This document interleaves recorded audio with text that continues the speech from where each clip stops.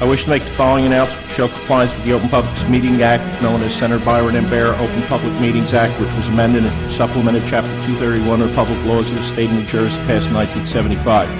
Notice of this meeting was given by adopting the annual schedule, location, time, and date, sending copies to the Home News Tribune, posting in the Borough Hall, and filing a copy with the Borough Clerk within 7 days of the annual organization meeting in this body. I ask you to rise now for an invocation given by Councilwoman Insero, followed by the Pledge of Allegiance. Thank you, Your Honor. Can everyone hear me? I'd like to take a moment to remember two fathers close to Metuchen representatives. One, Jim Kozo, died suddenly at his home last Thursday in Edison and is the father-in-law of Library Board member Caitlin Mollison. He was a longtime parishioner and deacon at the First Presbyterian Church, and many Metuchenites remember his wife Susan as the nursery school director there, so our condolences go out to his family. Also, we'd like to remember Edward Muldoon, father of Council President Jay Muldoon, who died earlier this month just short of his 93rd birthday after a very vibrant life and career, which also included serving his country in the Pacific during World War II. Our thoughts have been with Jay and his wife, Marianne, and their 2 children and extended family.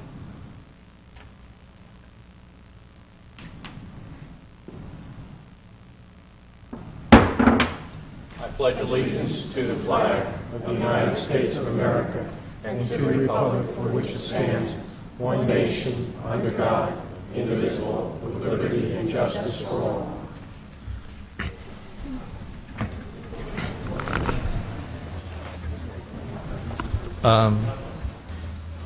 Do roll call, right? Katie, can we have a roll call, please? Yes, Mayor. Councilman Wallace? Here. Councilwoman Rasmussen? Here. Councilwoman Insero? Here. Councilman Grayzel? Here. Councilman Camerano? Absent. Council President Muldoon? Here. Move that we open the agenda session. Is there a second? Second. All in favor? Aye. Opposed? Okay. I have a few things. First of all, I'd like to thank Councilwoman and Sarah for that lovely invocation. And I want to thank the mayor and the council, fellow council members, the police chief, police captain, the PBA, many borough employees, people who are on various committees and commissions that I work with, as well as just a lot of the friends and neighbors that we've have here in Metuchen to express their support and condolence on the passing of my father. So I appreciate everyone's support and wishes on that. Second thing is we have a large crowd here tonight, so I'm going to remind and ask everyone up here on the council to move your microphone as close to your mouth as mine is right now. Take your mic very close, because when you speak, I want everyone to be able to hear us. This was done at the planning board meeting the other night, and I think it was very effective. So, and if anyone here cannot hear us when we speak, raise your hand, and we'll make sure that you can hear us. All right. On the agenda tonight, I have a couple things I'd like to move on the agenda itself. There's an ordinance number 2014-12 that I would like to move to follow item number 6, which is a public hearing on ordinance 2014-3. So we're going to move that one up. I also would like to move, we have our DPW Director Fred Hall is here tonight to speak about tree maintenance in the borough. This is something that's been discussed for a while, and Fred's taken the time to come tonight. So I think I'd like to do that following those 2 ordinances, so that will be prior to the consent agenda, communications consent agenda. And council members, hopefully everyone is using the agenda that was left on your in your place, not in your packet upstairs, because there's a couple things that have been removed from the prior agenda. So make sure that you're using the agenda that was on your dais. And if I may, Sure. Council President, it's resolutions 2014-130 135 and 136. That have been deleted? I mean, they still. Oh, they are still, exist on- okay. On the agenda, it's just, they're notated as being removed. And the reason behind their being removed is they may be on for your August meeting. We're still working out, the engineer is going to prepare a brief report on what the fiber, light tower fiber, what the project for each one of them is. Okay. That was all I had, Mayor. I don't know if there's other... Okay, I had one item, Mayor. yes. I believe everyone received a copy of the Main Street, New Jersey application that, for the associate level program, and I just wanted to briefly bring that up and discuss it, because the deadline is next week. For the people in the audience, this is a program run by the Department of Community Affairs to help towns better manage and organize and promote their downtowns, and the associate level is the beginning level of membership, and it basically just requires that we go to one training per year. I also sent it to the Metuchen Chamber. I don't know if you received it. You did? Okay. And it helps with things like organization, promotion, design, and economic restructuring, all the things that people have been talking about for the past couple of months, and in light of new commercial development coming in, I thought it would be a worthwhile thing for us to apply. It's a pretty easy application, and Councilwoman Rasmussen and I are willing to work on it together over the next week with the chair of the Development Commission. That's fine. Okay. That's fine. Does anybody have any questions about that application or comments? No. Oh, sir. Okay? Okay, and it is just an application. It's a competitive process, so if we do apply, then if we are accepted, we can go into greater detail about Correct. what that would involve. But it's I think the idea is just to move forward with the application. So Welcome. There are some seats up over here on the side, up over here, if you'd like to sit Plenty down. of seats. Okay? Okay. Should we go right to the ordinance, or do you want me to? well, if we can close the agenda session, Okay, I do is there want a to do the historic is there- preservation. If you make a motion. I move that we close the agenda session. Is there a second? Second. All in favor? Aye. Okay. Okay, the next item on the agenda is the Historic Preservation Committee Scavenger Hunt Awards. So I'd ask, we have a couple of representatives from the Historic Preservation Committee, if they would join me up front, and we'll make the presentation.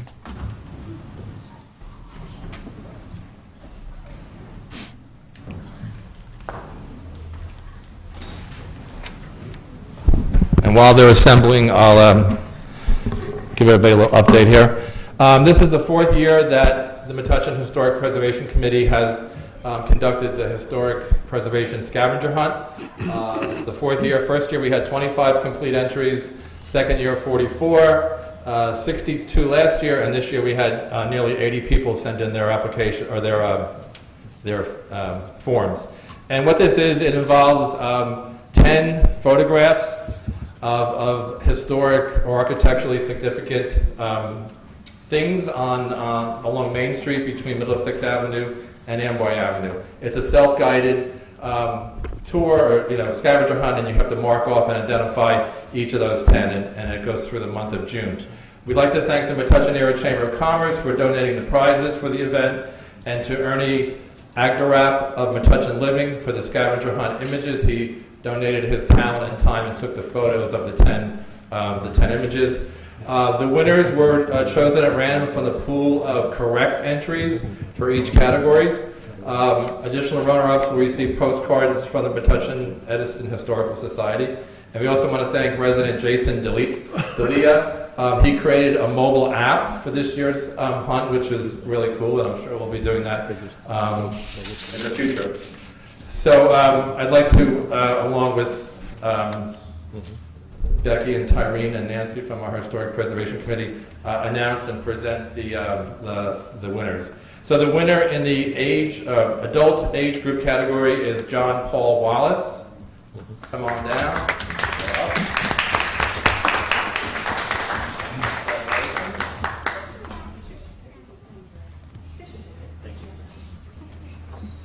And the winner in the 18 to, sorry, I keep jumping ahead here. In the 11 to 18-year-old age group category is Ethan Kozo.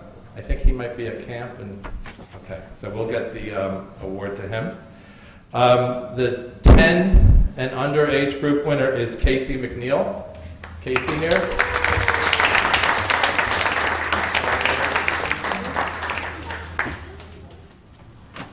All right, and the final category is the family group category, and that's the team of Josh, Kyle, and Jake Blum.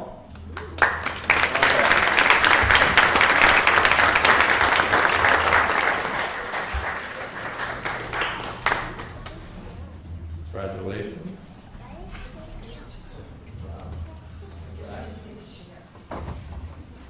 That's trouble. So thanks, everyone. Again, it's an annual event. Hopefully, more folks will participate next year. And the reason we do it is to, again, create greater awareness, understanding, and appreciation of some of the awesome historic elements, buildings, and architecture that we have here in the borough of Metuchen. So thank you to the committee. See you next year.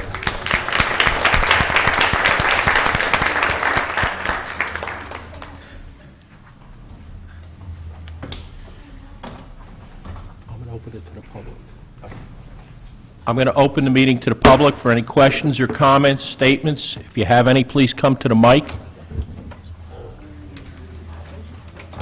and state your name and address.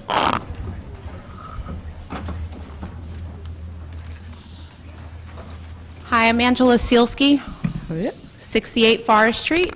I'm here tonight as part of a group that was started in town by a group of mothers called Strollin' for Safer Streets.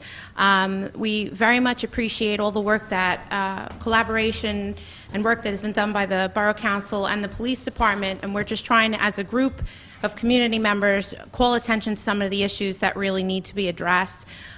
We thank Mayor Valhalla for coming out and speaking with us this evening. We had a group of about 40 people and children outside tonight, which was excellent. We appreciate the community on that. Specifically, just to speak for the group, we're looking for quite reasonable things. We're hoping reasonable to get real action, specifically trying to lower the speed limits to 25 miles per hour, as has been mentioned by Mayor Valhalla, on Main Street and specifically Central Avenue. I understand that those are county roads.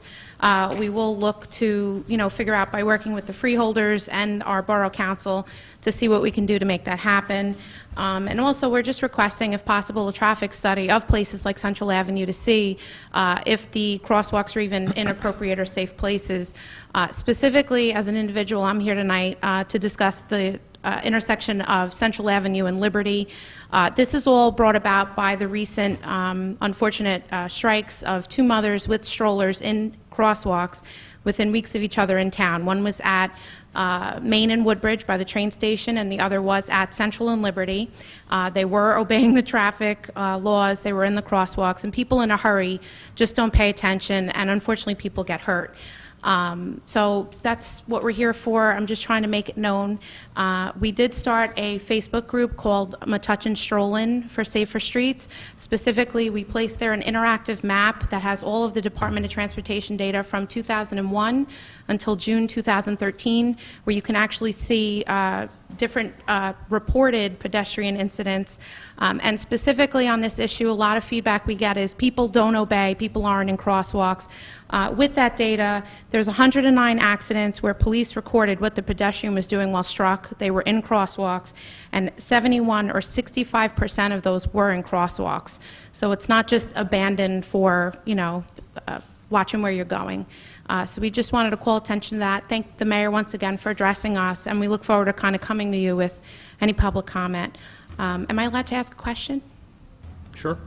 I know that we're encouraged to always reach out to the Traffic and Transportation Committee. I'm wondering if that is in fact what you would like us to do with the data that we collect, and if so, what authority do they have to take action with that information? Well, the Traffic and Transportation is an advisory group. So Okay. you would go there, discuss it, and their liaison is here, Councilman Wallace. Oh. and they would then come back. I believe one of their co-chairs is standing in the back and is part of your stroller group, Tyrene Reuter, and they would make recommendations to us. For example, they made recommendations about the flag crossings.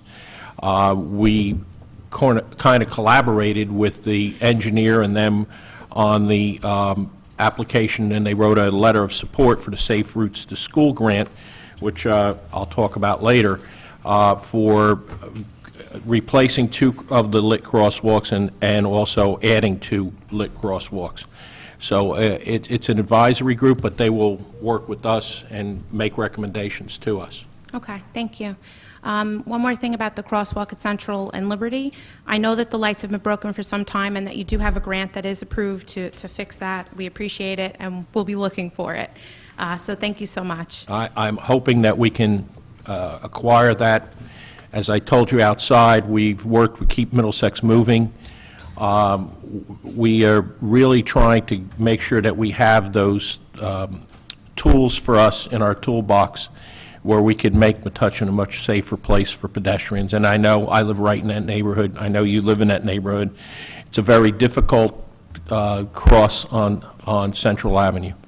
I think that the combination between the lit crosswalk and seeing if we could get the speed limit down to 25 miles an hour and enforcement are the keys to helping us in that area. Thank you very much. Anyone else from the public? Just step forth and state your name and address. All right, Honorable Mayor and Council, thank you. My name is Daniel Cordilla. I'm not a resident of Metuchen. My daughter and son-in-law are. They presently live on Forest Avenue, and it's come to light that the council is looking to change the area from residential to light industrial to deal with the business at the end of the street. They have certain concerns regarding this, shall we say, increased truck traffic on Forest Avenue.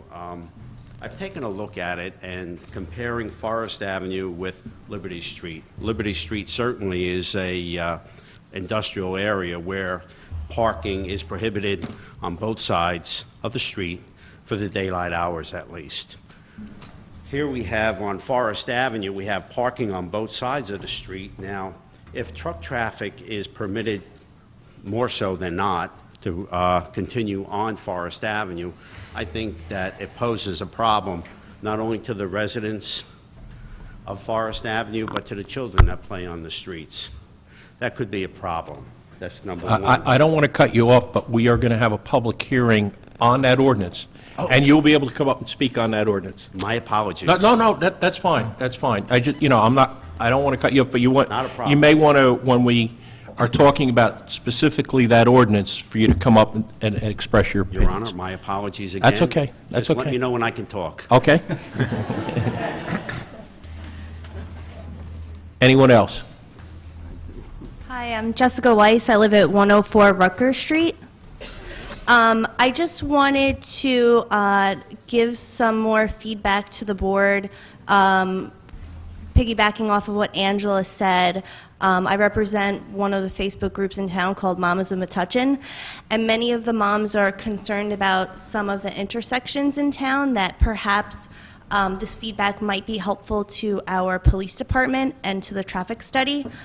So some of the intersections that are very frightening to some of the moms are Amboy at Simpson Place, Woodbridge at Carlton, Grove at Norris, which I'm told there's no crossing guard at Dismissal, and it's very scary for the children to cross the street.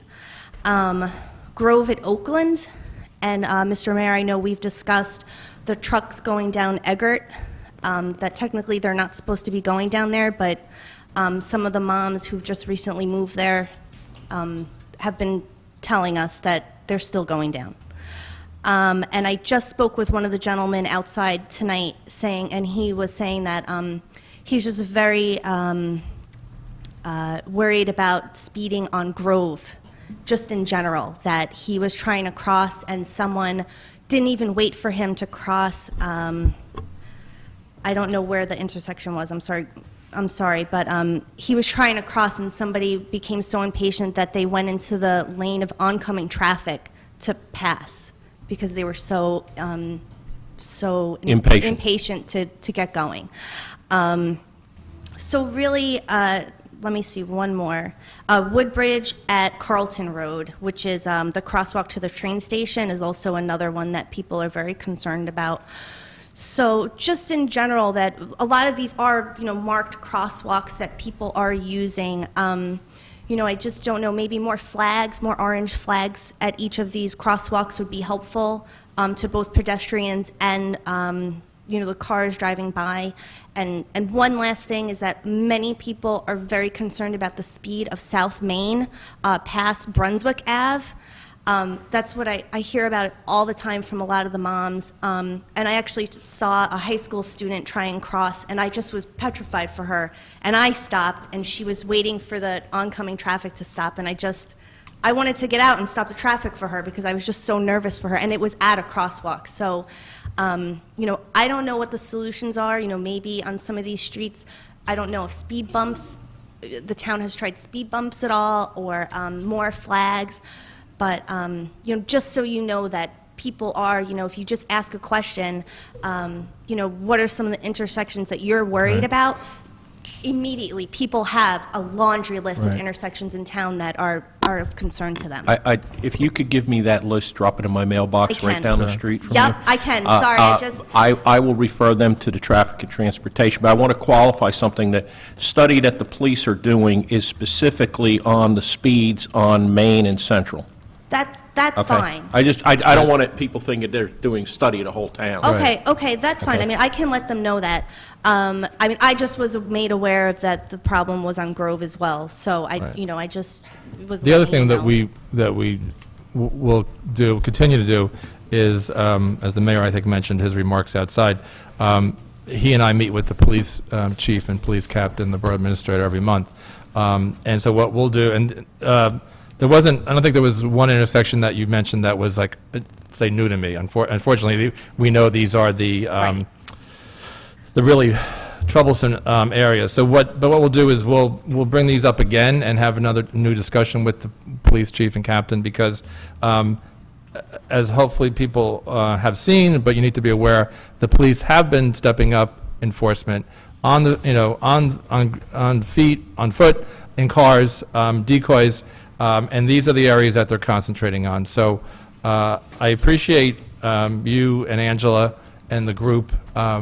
I think besides helping to identify and reinforcing these, you're also creating greater awareness of the issue and of Metuchen's commitment to addressing it.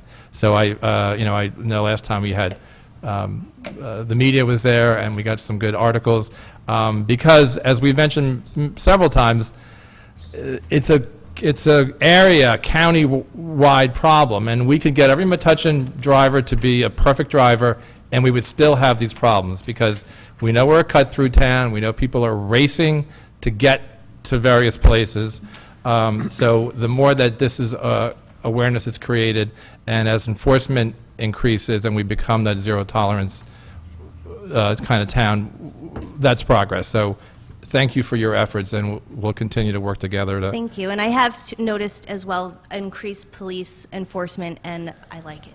I'm always nervous I'm going to get pulled over, but I do like it. And Mrs. Weiss, Make please us all better drivers. drop that in my mailbox so I could refer it to the I will. I'll print it council out. liaison. I'll do it this week. Okay, Okay. thank you. Thank you, everybody. Anyone else? Hi, my name is Renee Riebling. I live on Plainfield Avenue. This is Tina Flood and Lisa Catalanello, and we all live on Plainfield. Could you speak into the mic, because I'm Sorry. having trouble We hearing? all live on Plainfield Avenue. Okay. Where there's currently no crosswalk anywhere. And just wanted to add to the list of if something could be done on our street. We're all walkers to Campbell, and there's a bus stop across the street. There's no markings, and it has caused us to drive to Campbell less than half a mile, because the intersection, there's no marking at all.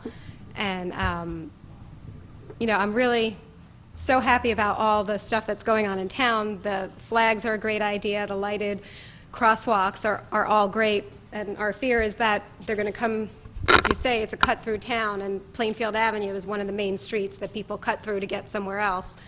And when they're coming through Main Street, if they know there's going to be police presence and there's crosswalks, by the time they turn onto Plainfield Avenue, there's actually an increase in speed limit on our street. So when they turn onto our street, they see an increase in speed limit, no crosswalks, and a traffic light at the end that they're speeding up to make. What's the speed on your? 35. 35? And there's no, if you're coming from Main Street, there's not even a sign that says children at play or anything Right. like that. Or bus stop. I have children that cross from one side of Plainfield to the other to get to the bus, and there's no crossing guard, no crosswalk, so, we have to stand and watch and make sure that they get across. And oftentimes, even the way the sun is shining, it's hard to see the children standing to cross, so there's no visual indication that children will be crossing. What's the side street with the, Harvard, Harvard? Okay. Yep. and they get the bus right on that corner there. I will ask the police chief to include, and the captain to include that in the study of these, because it's really an extension of Main Street. Right, Okay? 531. It's I know the area very well, okay? But I will ask them to include that. That's also a county road. Right, right. So if we could get them to do it Central, Plainfield, and Main, Yeah. and reducing the speed, and then we will refer to the traffic and transportation so that they could look and come up with ideas about a crosswalk. Great, thank Okay. you Thank very you so much. Thank you for coming out. Mayor, what is the actual procedure for getting a crosswalk in on Plainfield Ave? Do we have to go to the county for that? Absolutely. We cannot do anything there. In fact, we had proposed years ago to do a stoplight at the end by Olmeser, and the county would not buy it. They would not go for it. So we ended up with the four-way stop was the county's solution to the issue there. It has helped, but it isn't perfect. Anyone else from the public would like to come up, have a question or comment? Yes, my name is Steve Bune. I live at 103 Durham Ave, and I think I've emailed everybody who has an email address on the Borough Council site, and if I didn't get you a written copy of it, I'll get you one after. But I sent my email June 21st, and I think I actually married Bahal. I emailed you as well, expressing my concerns regarding development and plans for the borough, and if there's an ordinance coming up for discussion about this, cut me off and tell me, and I'll sit down. But I was concerned about the development behind TD Bank and Amway Ave, and the businesses that are there that are going to be displaced if, development does go through. Let me clarify something. We are not changing the zoning Okay. on that parcel. That parcel is a B3 zone right now. The person that has it under contract is looking to purchase that and coming in to the zoning board with an application to do some development on that property.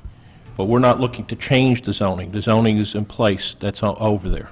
Okay, I guess, and my concern, I think I expressed in the email, was regarding the valuable assets and the businesses that we have in that location currently. There's Bill's Ineffable Automobile Repair, and there's Burton Plumbing, as well as a couple of other businesses. And while I appreciate progress and development and, new buildings look nice, my children comment on all of them being thrown up around town and say, that's a nice-looking house. But I also appreciate when we moved to Metuchen 17 years ago, we looked for a place that had charm, that had that small-town feel. And, I'm willing to evolve aesthetically, and, I can give up big yards and lot sizes, if the houses are tastefully put in place. And I spoke with a couple of you about this on the phone or via email subsequently to my initial email. But I was hoping that we could, particularly for those businesses that a lot of people value in town, I know specifically Justin at Bill's is an asset to Metuchen that, I think we would be ill-advised to lose. I think he adds a lot of value to our town, and a lot of customers appreciate his very honest and thorough work. And Burton Plumbing as well. I've been stuck in some bad positions on holidays, and I don't like the idea of them being thrown into a real estate crisis if they go ahead with this, even with the existing B3 zoning of that property. I understand that, but we can't interfere with an owner who's saying, I want to sell my property, or somebody that's going to purchase it saying, I'm willing to buy your property. Yeah. Now, I they understand could the free work out market. something with the potential buyer, because I don't think there's been a closing. That's fine. And as I said, we're not looking to change the zoning there.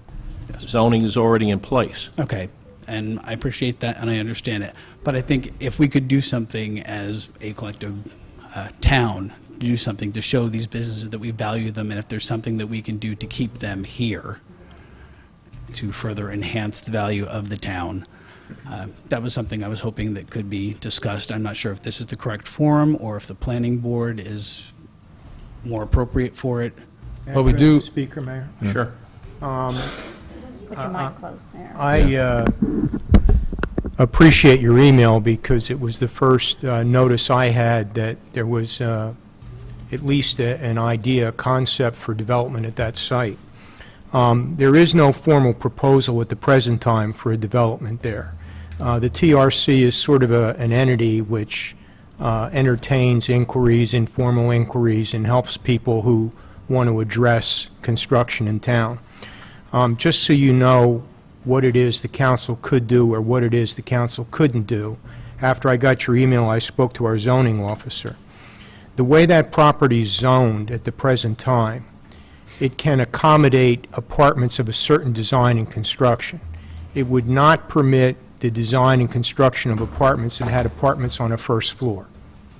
Okay, that would require a zoning change that would have to be approved by the Borough Council.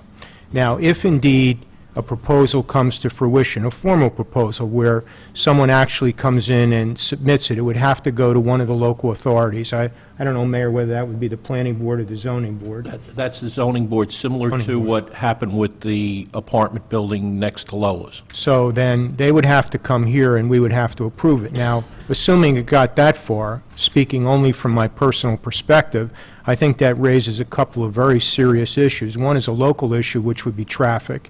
And two is, as you've pointed out, we're on the precipice of some major developments in town which we have enormous stake in, which I think would influence the extent to which we'd be able to do that.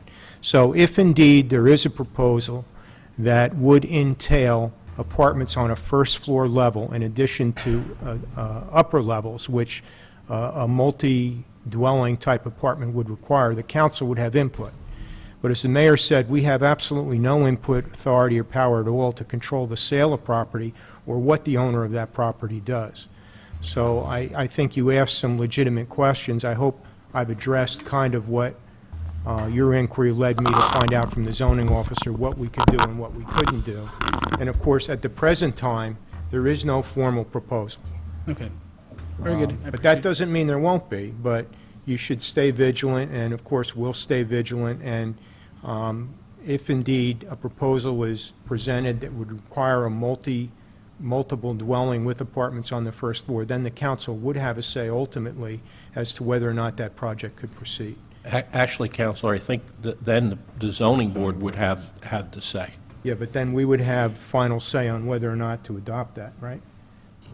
I'll refer to the planner and the appeal. attorney on that. It's appealed. Well, I think if they went for a variance, before, I know I'm not positive of whatever what everyone's talking about relating to the B3 zone of the property, but if they sought a variance, they would go before the zoning board for the variance. However, if they sought a zone change, I mean, you would adopt the zone, the ordinance change, like you have tonight on the agenda. You have, two ordinances that are proposing land use changes. You adopt it on first reading, a land use change would adopt it on first reading. It would then be sent to the planning board for a declaration, whether it's consistent or inconsistent. The zoning change was consistent or inconsistent with the planning, with the master plan, then it would come back to you for a second reading. In the interim, the ordinance, notice of the passage of the ordinance would have to be published as 2014-3 was. and as the mayor had indicated earlier, there's a requirement of a public hearing prior to that land use ordinance being passed by this council. What I'll do is at the next meeting, I actually emailed Chris, the zoning officer, and I'll bring that email with me and I'll publicly read the contents of it so you can assess, where we are with a proposal like that. Okay, very good. One other just thought based on if this moves forward, because as Councilman Grazel said, it's there's no pending application to the planning or zoning board, but if in fact that proceeds, our planner is here tonight, so it was, and we've talked about this. It's good for him to know if in fact that happens, as far as being able to relocate some of those businesses, and I share your sentiments about many of them. The planner sometimes knows like who's building what, who has space, so we could maybe tap into that expertise just to help facilitate relocation if, in fact, down the road, that actually happens. Okay, very good. Thank you. Thank you. Anyone else from the public, questions or comments? Please come to the mic and state your name and address. Good evening, Council. My name is Justin Hopkins. I am one of the owners of Bill's Ineffable Automotive Rehab at the end of Amboy Avenue. I appreciate everything you've said tonight, some of which I already knew, some of which I didn't. Just to clarify something I'd heard, perhaps you could tell me one way or another if this is true, that the proposed developer, the one who's made a bid on a property, has made an application to the zoning board for a variance. No. No. Thank you. That said, as you had said earlier, vigilance is going to be key. I represent a business that has been in Metuchen since 1958. I represent one half of the current ownership of the business, both mine and my brother Chris, both graduates of St. Joe's. We've been in town a long time. We'd like to stay in town a long time. And part of being vigilant is being here to let it be known. In all likelihood, we have a property owner that's looking to sell and a developer that's looking to buy. And while appreciating the fact that there's possibly not going to be any zoning change, in all likelihood, it's a developer that's not going to buy the property for continuation of existing use, so that perhaps let the word spread amongst the town. We've been in town a long time and we're looking for a new home. We're not hard to find. We're right at the dead end of Amboy Avenue, and anybody that has anything to offer at any time is welcome to stop on by and give a call. I appreciate that.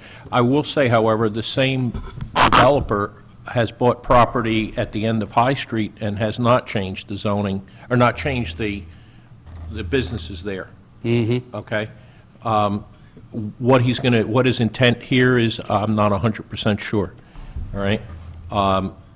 But I will tell you that my guess is that he's going to look to develop the property, Yep. okay? And we will do our best to try to, I don't want to say hook you, connect you with areas where potentially you could move to and still stay in Metuchen, Sounds good to me. okay? Thank you for your time, folks. If I may, Mayor, I have Chris's email with me, and maybe this will answer the questions and make sure that the statements I made are accurate or should be clarified. I asked Chris, is the idea proposal within the present zoning of the lots involved? He said yes, except for apartments on the first floor. Then I asked him what approval zoning changes would be required, if any, to accommodate the apartments at this location. As is, applicant requires use variance from zoning board because of apartments on the first floor. Otherwise, the master plan and ordinance would need to be amended by Borough Council to permit apartments on the first floor. Then I asked what Borough Council involvement would be required to allow such an idea proposal to move forward, only if master plan and ordinance to be amended as per above. So it sounds as if they go to the zoning board and ask for a variance, that would be the final action on that application. Correct, which is similar to what happened at the apartment next to Lola's between Franklin Square and Lola's. He went to the zoning board. The zoning was not changed at all, and filed an application, and after I don't know how many meetings, the zoning board agreed to the change. And the zoning To board... allow the variance. And the zoning board has certain notice requirements they have to make to the public. Oh, So absolutely. that anybody affected would have an opportunity to go in and Absolutely. speak to them. Okay, thank you. Okay? And we will be vigilant in keeping our eyes open for a potential spot for you, if that in fact occurs. Okay. Anyone else from the public? Any questions, comments? Hearing none, I'm going to close that section of the meeting. Next, we have discussion of draft ordinance 2014-13. And this follows up from a council meeting, I believe it was 2 meetings ago, where we had some residents from Crystal Street discussing the condition of a property on that street. As a result of that discussion and activity related to that, we had the borough attorney look into our current property maintenance ordinance and code, and tonight the draft that we have been given, and the borough attorney is going to kind of give us an overview of what he's proposing. Thank you, Council President. Just 2 meetings ago, I mean, we were asked, my firm was asked, or I was asked, to take a look at our current property maintenance ordinances. And the question arose of whether or not the borough could act on its own in cleaning up certain properties and then asserting a lien on those properties.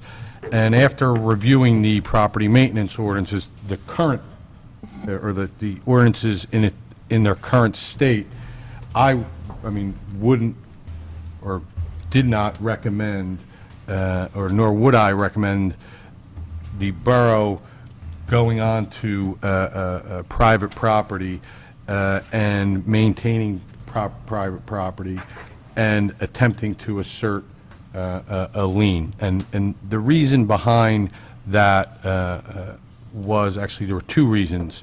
The first, in order for the town to assert a lien against a property, you have to be delegated the authority from the legislature, that this is a reason why you're permitted to assert a lien.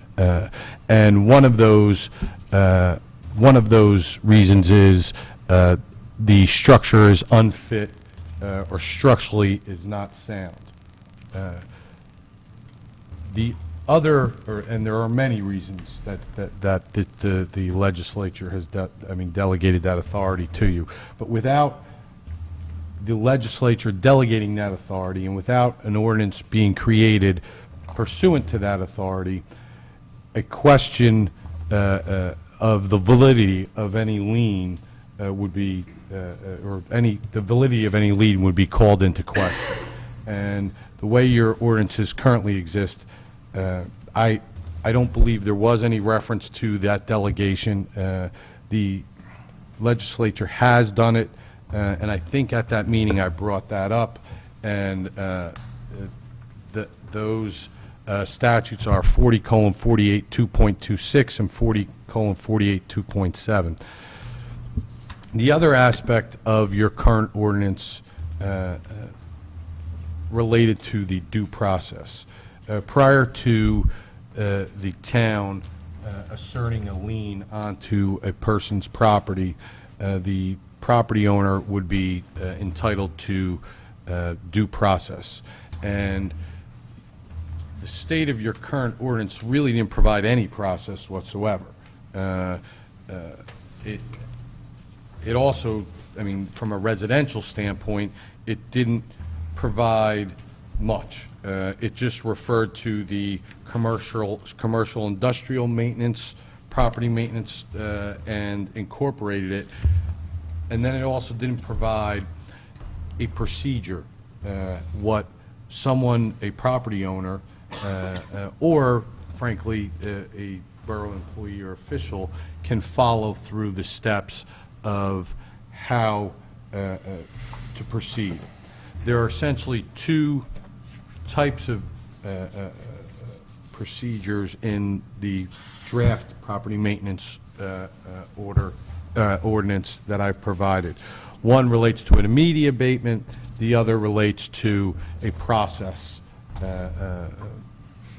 that the zoning officer, the construction official, the health officer, and others would follow if there is a violation. And I guess if anyone has any questions, initially I thought to myself, the way it existed, the way your ordinances, the articles in Chapter 140 is what I'm referring to, I initially thought that I would scrap the entire chapter and then just start from scratch. However, I kind of felt like I was overstepping my bounds as the borough attorney if I did that, because I'm not here to legislate. I mean, that's the borough council. What you've drafted in 140-13 appears to be all new. Yeah, yes. So you're saying you did that? Oh, but absolutely. Okay, Yeah. all right. I mean, and this is, that's where I'm getting at. I didn't scrap the entire ordinances. What I did was I incorporated, Oh, I see. I clarified what you have. I took Article 1, and and unfortunately, as I look at everyone, don't I'm have the red, but the only one with the red. But the underlined is... Yeah, the underline Tracks with the red. is what I added, and the strikeout is what I took out. And I'm confident that what is before you would be upheld in the event that you had an issue that required an immediate abatement or an ongoing issue.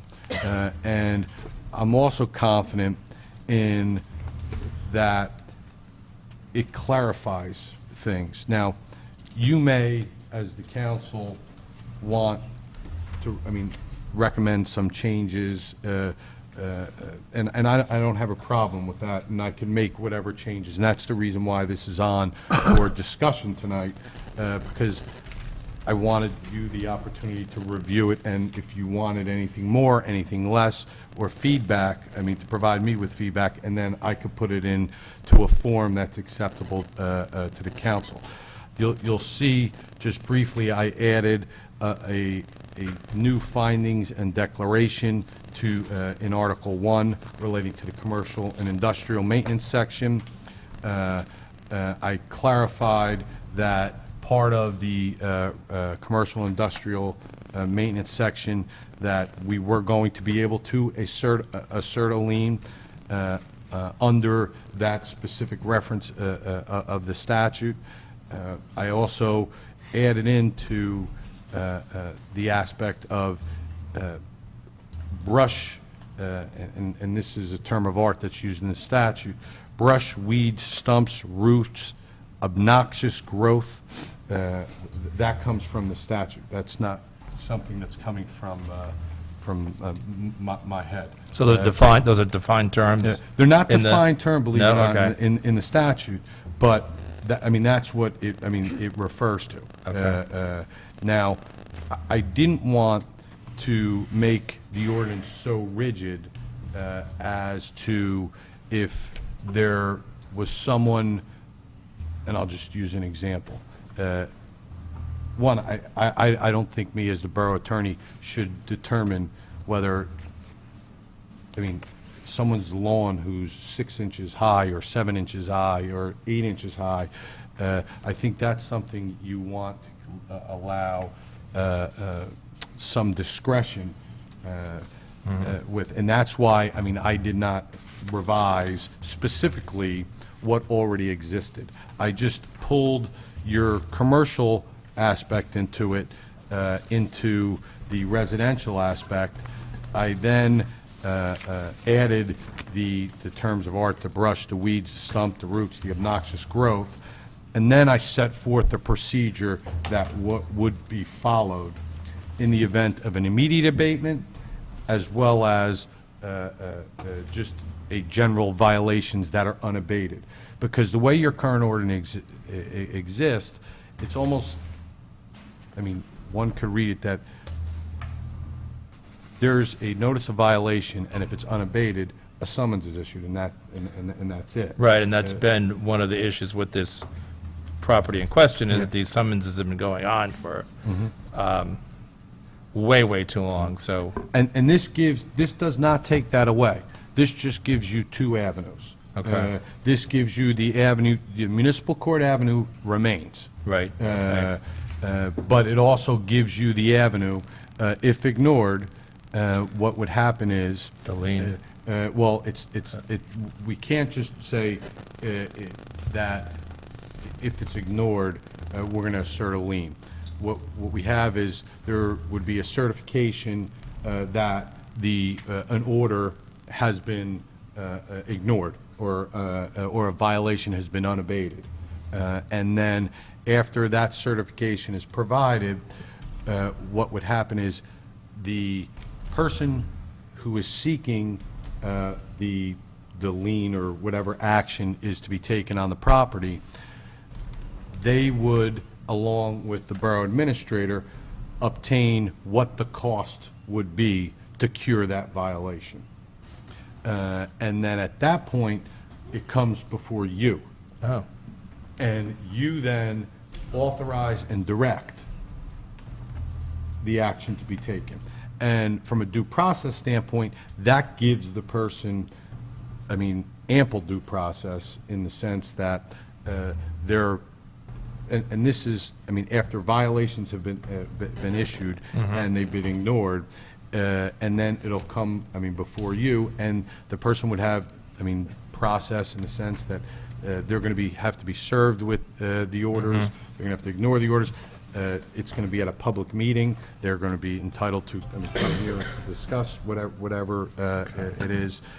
And one of the other things, just from a liability standpoint, and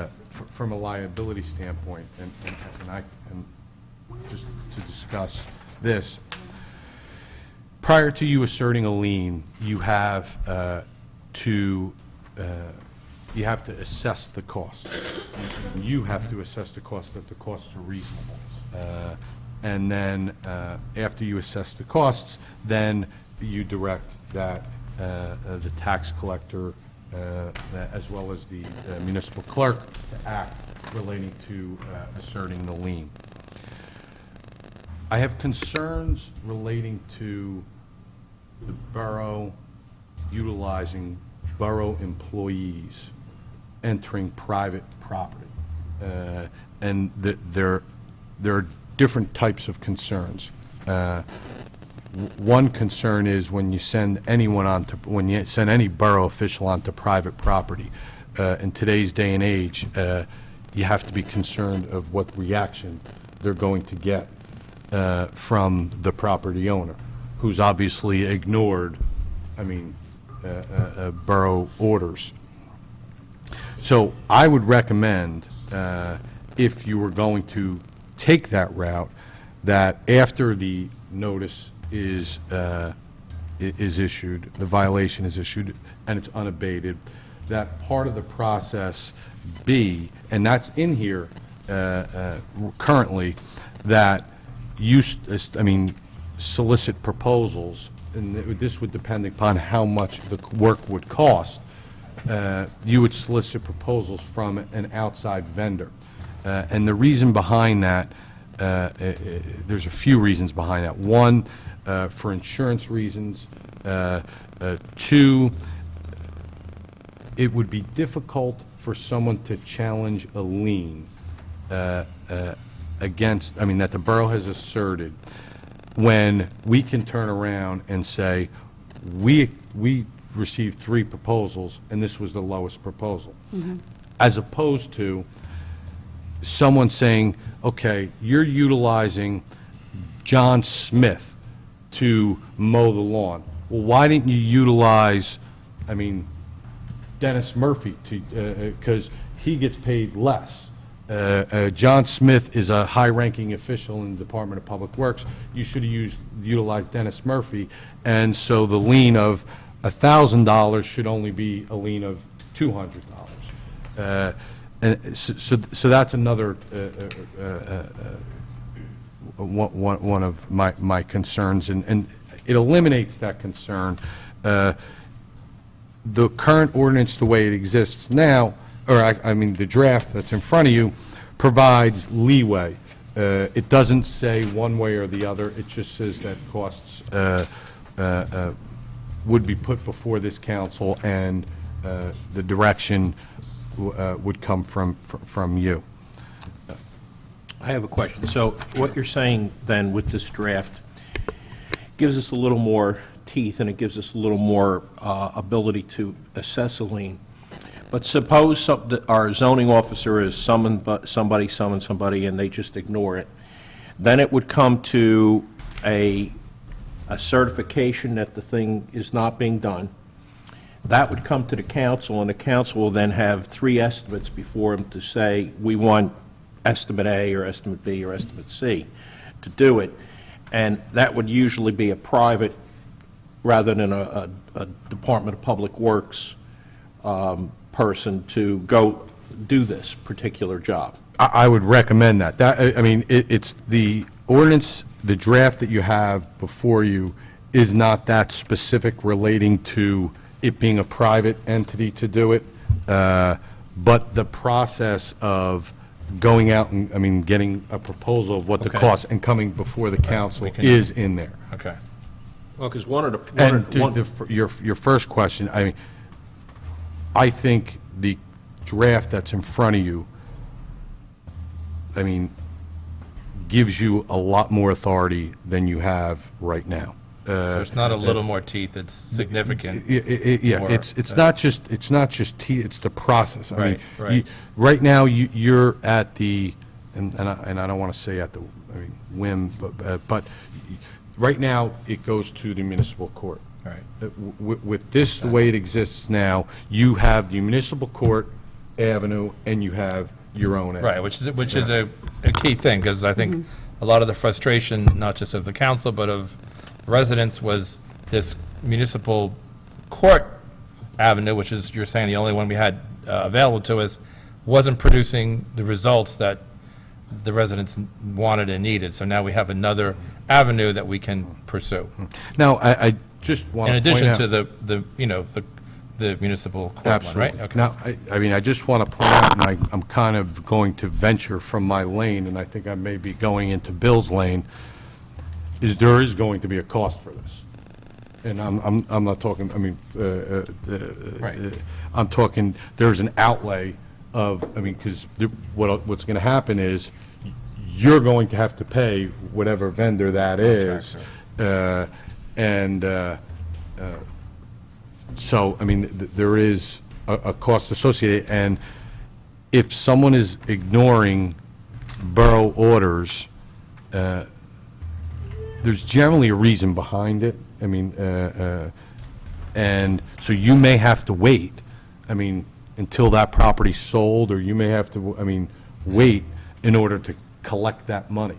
So it may be a number of years before that money's collected, but it gives us the opportunity to, let's face it, the thing is to get it abated and get it... Absolutely. Get it Right. brought... Right.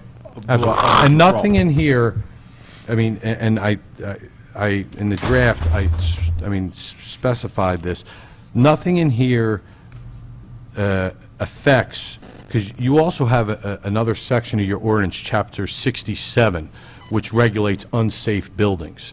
This is not affecting that. This is just property maintenance. So like if we thought property was unsafe, we would take a totally different avenue, like if we thought it had to be condemned, that it was hopeless and whatever was going on there could not be fixed. Yeah, I mean, there's a different process for that. It's a very similar type of process, but there's a different section in your code that already regulates that. And that's up to the building inspector. Exactly. The code official. Right. Okay. Any questions for Dennis on this? Is this based on any other towns? It's a mixture. It wasn't a specific, it's more yours than anything, because Okay. what exists. There were a few different towns that I utilized. The other thing I had utilized, and let me give you the towns. I was just curious. One was the Township of Union, I think it was Bloomingdale,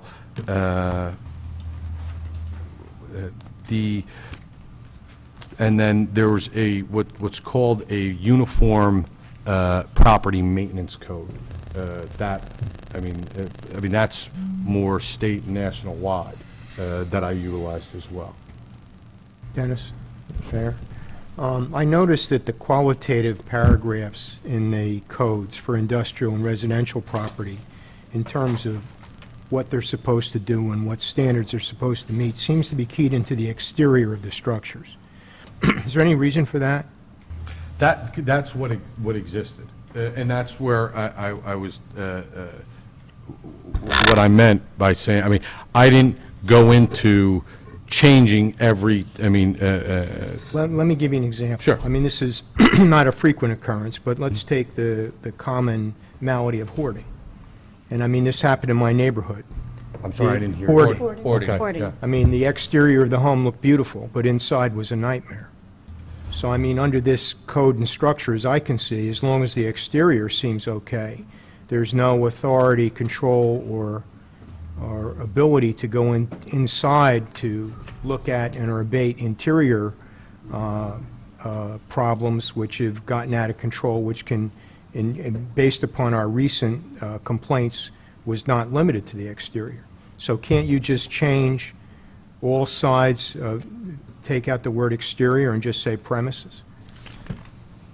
Are you referring to the residential section or just? Residential and industrial. Well, see, I would have to tell you, I'd have I think in the enforcement of the residential section would be very difficult. I mean, how we would be able to regulate the inside of someone's private dwelling. Let's take apartments.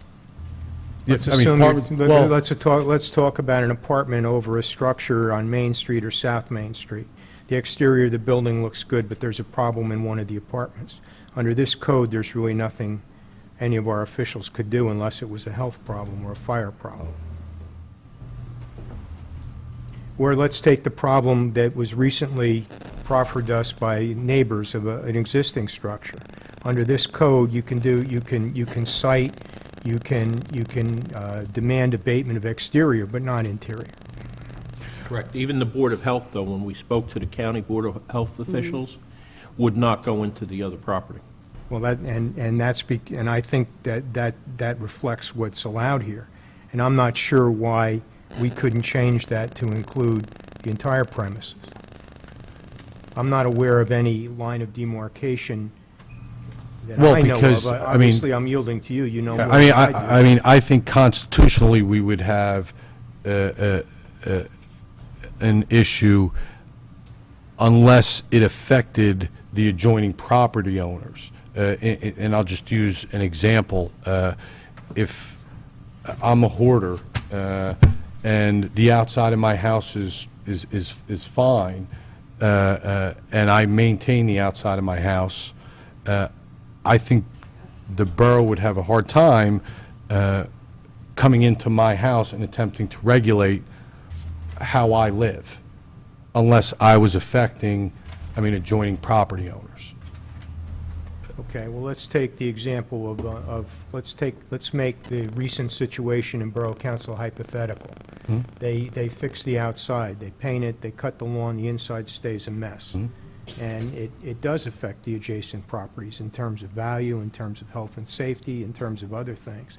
If you don't designate or give your people the authority to go in, there's no way to deal with it.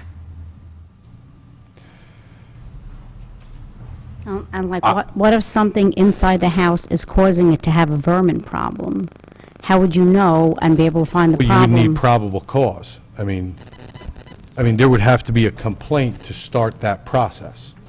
And is that really in the public safety, the other ordinance that you mentioned about Didn't you say before, safety is really, Well, it's just something. what was the other ordinance you said that, Unsafe structure. Well, the Unsafe. unsafe and unfit structures, if it fell within that, I mean, if... Does it- interior things you- covered you- in that? Well, yeah, you would be able to get into inside the house under your unfit and unsafe buildings.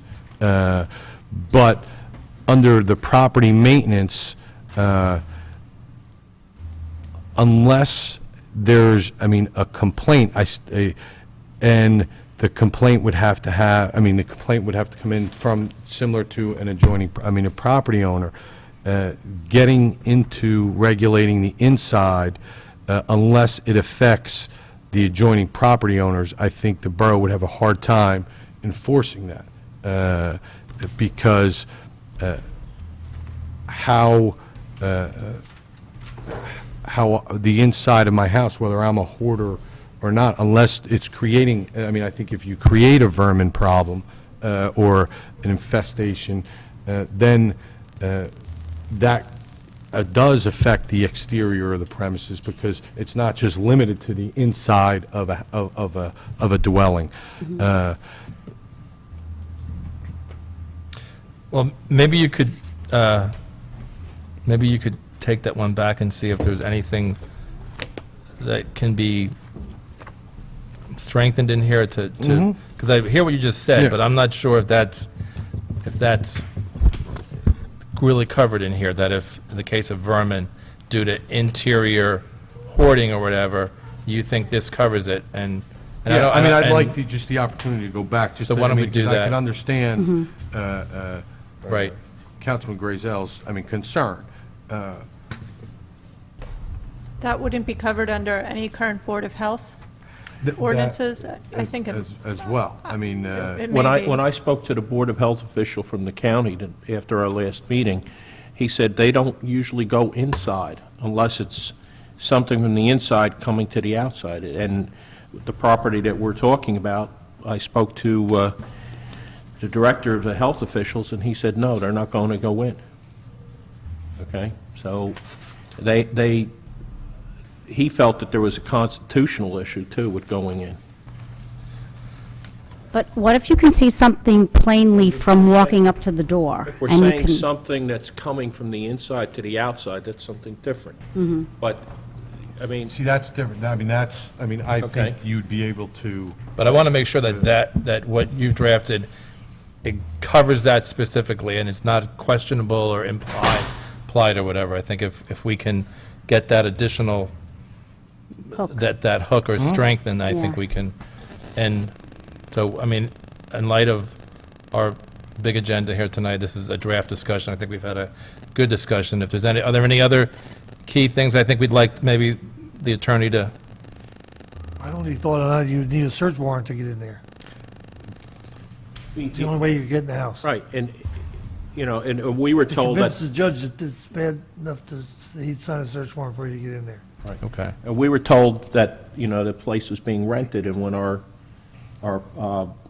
fire prevention people went there, it's not being rented. So you have to be very cautious and careful with that. As Yeah, you and say, you we're would need the using that. You would need the courts to say, it's okay to go in, and you're on, Right. a real, I mean, we're using the Crystal Street as an example, but I think we're also trying to think of other scenarios that, might be a little different than that, if we're going to be updating this, which we will, and we need to, and I appreciate the, Well, kind of why quick. don't we do this? After reviewing it, if you have any other suggestions, why don't you email Dennis your suggestions?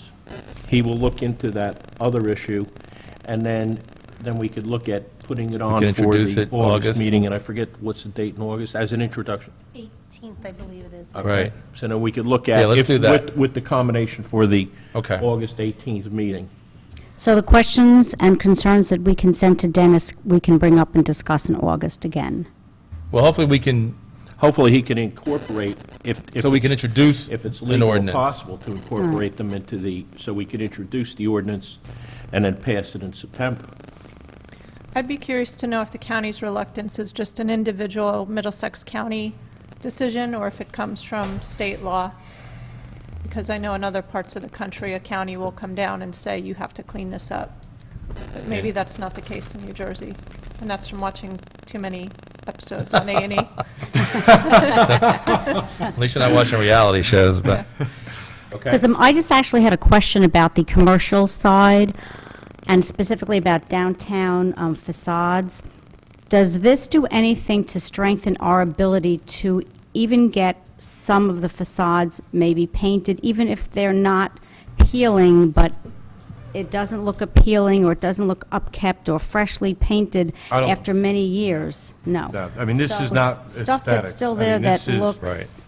not looks But what subpar. what you're determined is your aesthetic view that you'd like may not be the aesthetic view that someone else likes. Right. And I understand. have an we're trying to ordinance. get things upgraded, but this doesn't address that. That doesn't do that. Okay. Okay? All right, You want good to on- move okay. on? All right, so yes, now we have public hearing ordinance number 2014-3. Katie, would you present an affidavit of publication? Said ordinance has been published one time in the Home News Tribune according to law on May 30th, 2014. I move that the affidavit be received and filed. Is there a second? Second. All in favor? Aye. Aye. Katie, would you read the ordinance by title?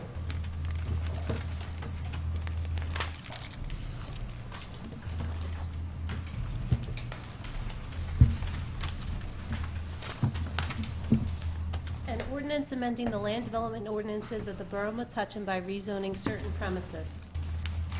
Thank you. Okay, I'm going to open it to the public for discussion on this ordinance and this ordinance only.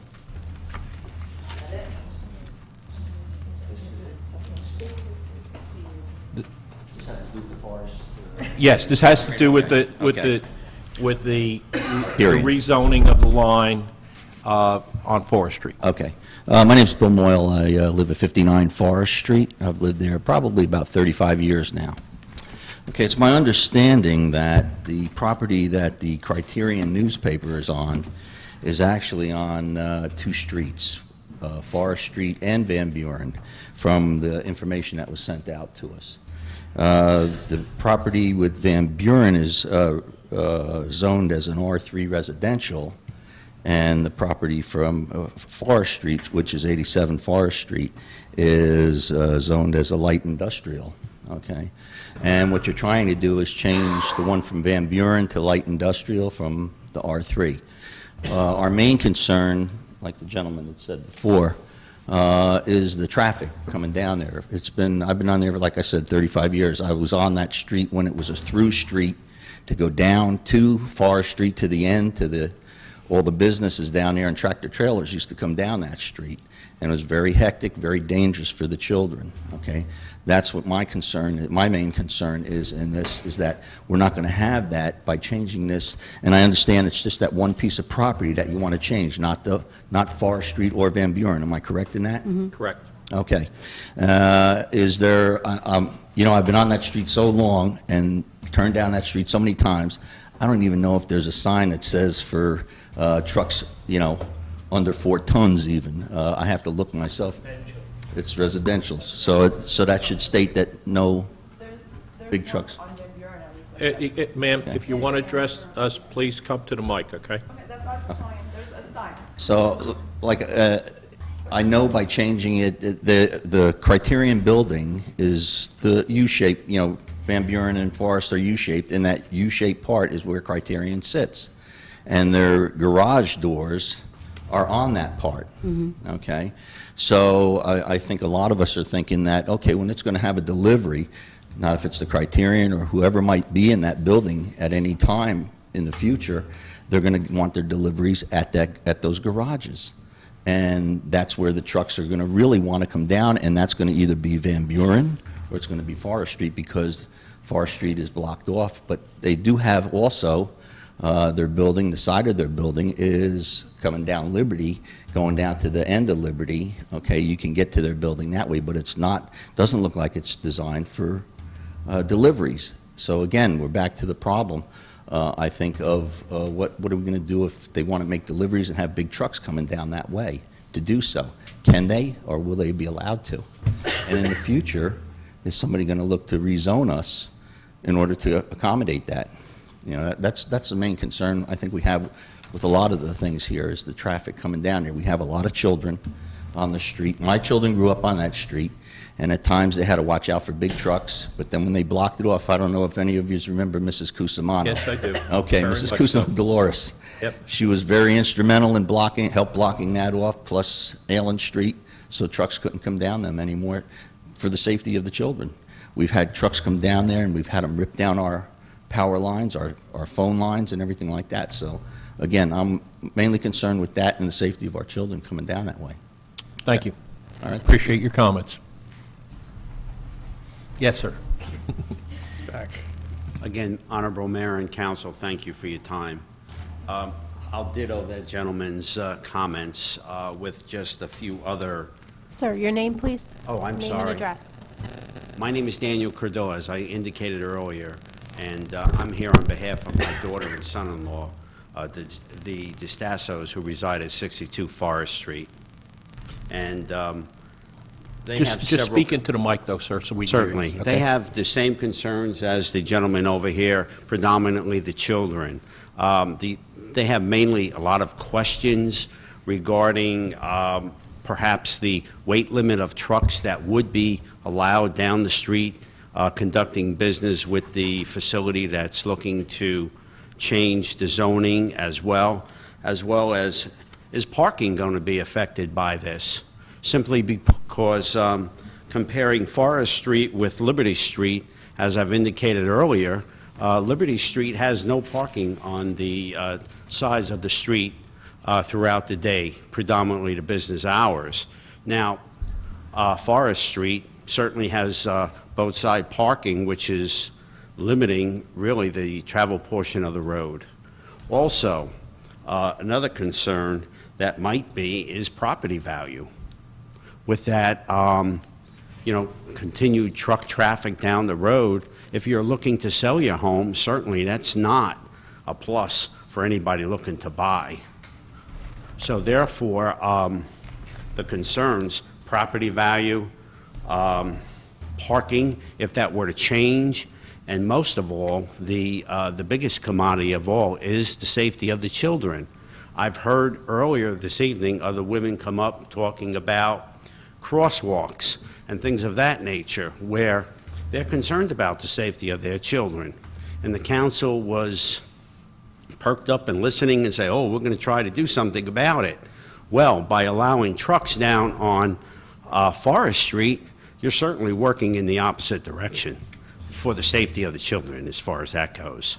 So that's my comments. I thank you for your time. Thank you. Excuse me, sir. For the clerk, could you, even though you're out of town, give her your address, please? She needs your address for the minutes. Just read it out, no problem. You could just say it out loud. Just Your your address? Your Your spell address, your not- last not- name for me. not your and- door. Common spelling, Cordoa. K-U-R-D-Y-L-A. Thank you. One more time. K-U-R-D. Y-L-A. Okay. And you My live at- home address? Yes. 6 Thomas Road, Somerset, New Jersey. Thank you. Thank you. Thank you. Thank you.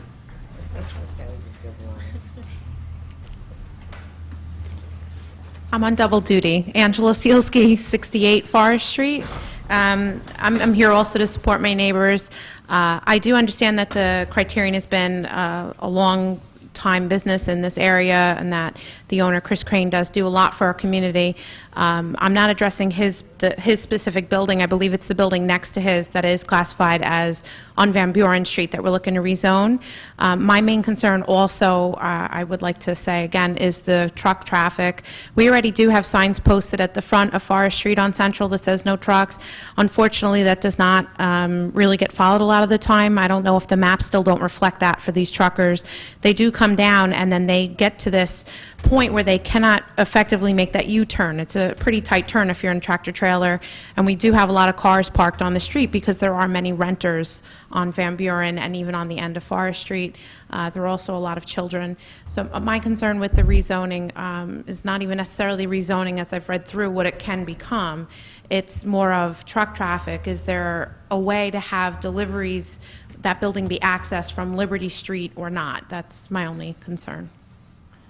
Thank you. Thank you.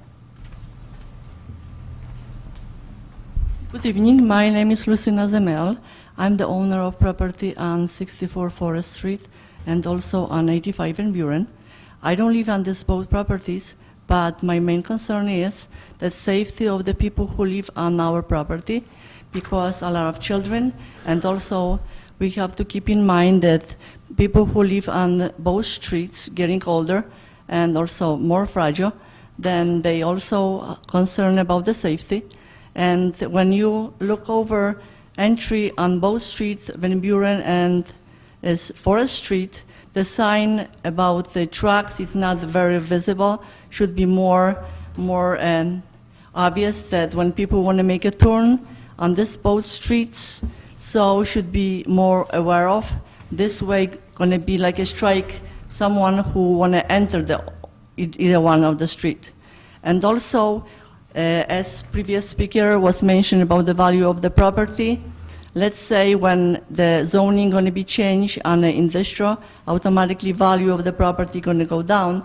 And besides that, people who going to live on the property also going to be concerned about the safety. So if they're going to hear about any incidents about accidents for children or older people, not going to be concerned to rent the property because they're going to say it's very unsafe. So as owner of the property, my responsibility is pay the taxes, but if I'm not going to be able to provide the safety for the tenants, the property going to be vacant. So keep in mind, and my concern is the safety for the children and people who live on the streets. Thank you. Thank you very much. My name's Christina DeStasso. I also live on 62 Forest Street. And my concern is for the safety of the children. And there are about 12 of us on the street who do play. And there are some younger ones who might roll a ball into the street, and they might go into the street where there are cars. They can at least see you because they're lower to the ground, but when there are bigger trucks, they will not be able to see you as much, which will cause more accidents. And also, we all ride our bikes and our scooters and stuff. And we basically, if all the trucks are coming down, we're not going to want to go outside because we have to get out of the street almost every minute. And on the sidewalks, they're not exactly all even. So riding our scooters or bikes will not be as good as the street. And some children who want to learn to ride their bikes won't be able to. Thank you. Thank you very much. You may want to adjust that mic there, sir. Got it. My name is James Cotton, 37 Van Buren Avenue. So us kids, we sometimes cross the street. We think that we can cross it, but then the car is coming, so then we can't. Because then we think we can cross it, but then the car is too fast, so we get bumped into. Thank you. Thank you.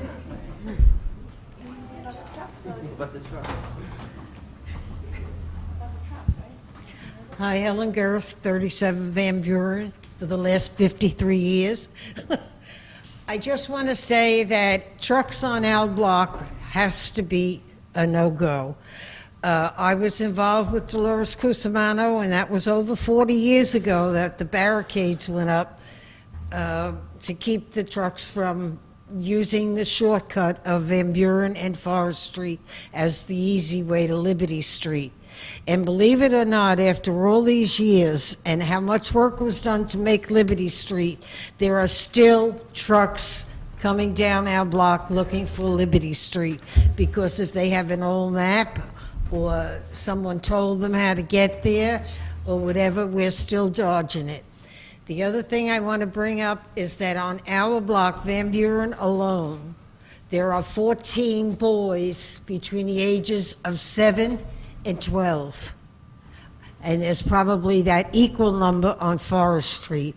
We cannot go out our door and see a little one under some truck because of a reason, just because the truck terminal decided to build.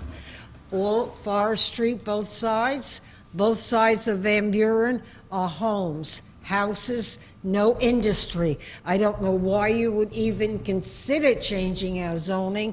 It would be a disaster for our whole area there. Please give it a lot of thought. Thank you. Thank you.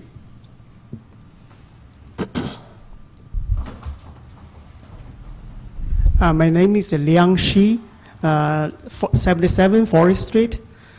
Basically I share the basically same concern of the other residents. It's just real estate concern. So personally, actually I would thank the current owner of the business of the Criterion. They conduct the business with very care, a lot of care, and so that's not a concern. I have no problem, but I'm main concerned about once you change the zoning and what's the long-term impact to our properties and to our safety, as other ladies and gentlemen raised the concern. So my concern is how to. So if this zoning change or make things worse, then that's no good. So that's my concern. Thank you.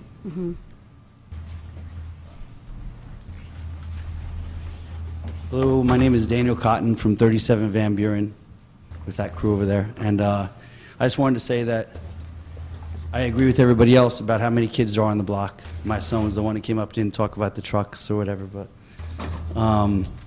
I'm a firm disbeliever in the orange flags. And I think that it's a joke to think that you have a false sense of security to walk out in front of in cars with a flag. But I don't know, it's neither here nor there. But if the borough's trying to do that, why are we going to put trucks up and down the road where tons of kids are playing, learning how to ride their bikes or whatever? So it just seems contradictory of types, but I don't know. Thank you very much. Thank you. Anyone else to speak on this ordinance and this ordinance only? I have a question. Hello. I don't speak good English, but I will come up here and to say what I feel on the street. I live in 57 4th Street. And on my street, every day I see a lot of kids playing on the street. They riding a bike, they playing a ball. All the kids so happy. And I'm so happy with the kid too. And my grandchildren come, they also play in the street. Now I heard going to be a lot of truck coming. Maybe someday, I don't know who's the kid, well, under the wheel on the truck got killed. I don't want to see that. And all you gentlemen, miss, and can be concerned about this. We don't want a big truck coming to our street, and we want the kid grow up normal, don't want to get killed. Thank you. Thank you. Paula Moyle, 59 Forest Street. I have a question.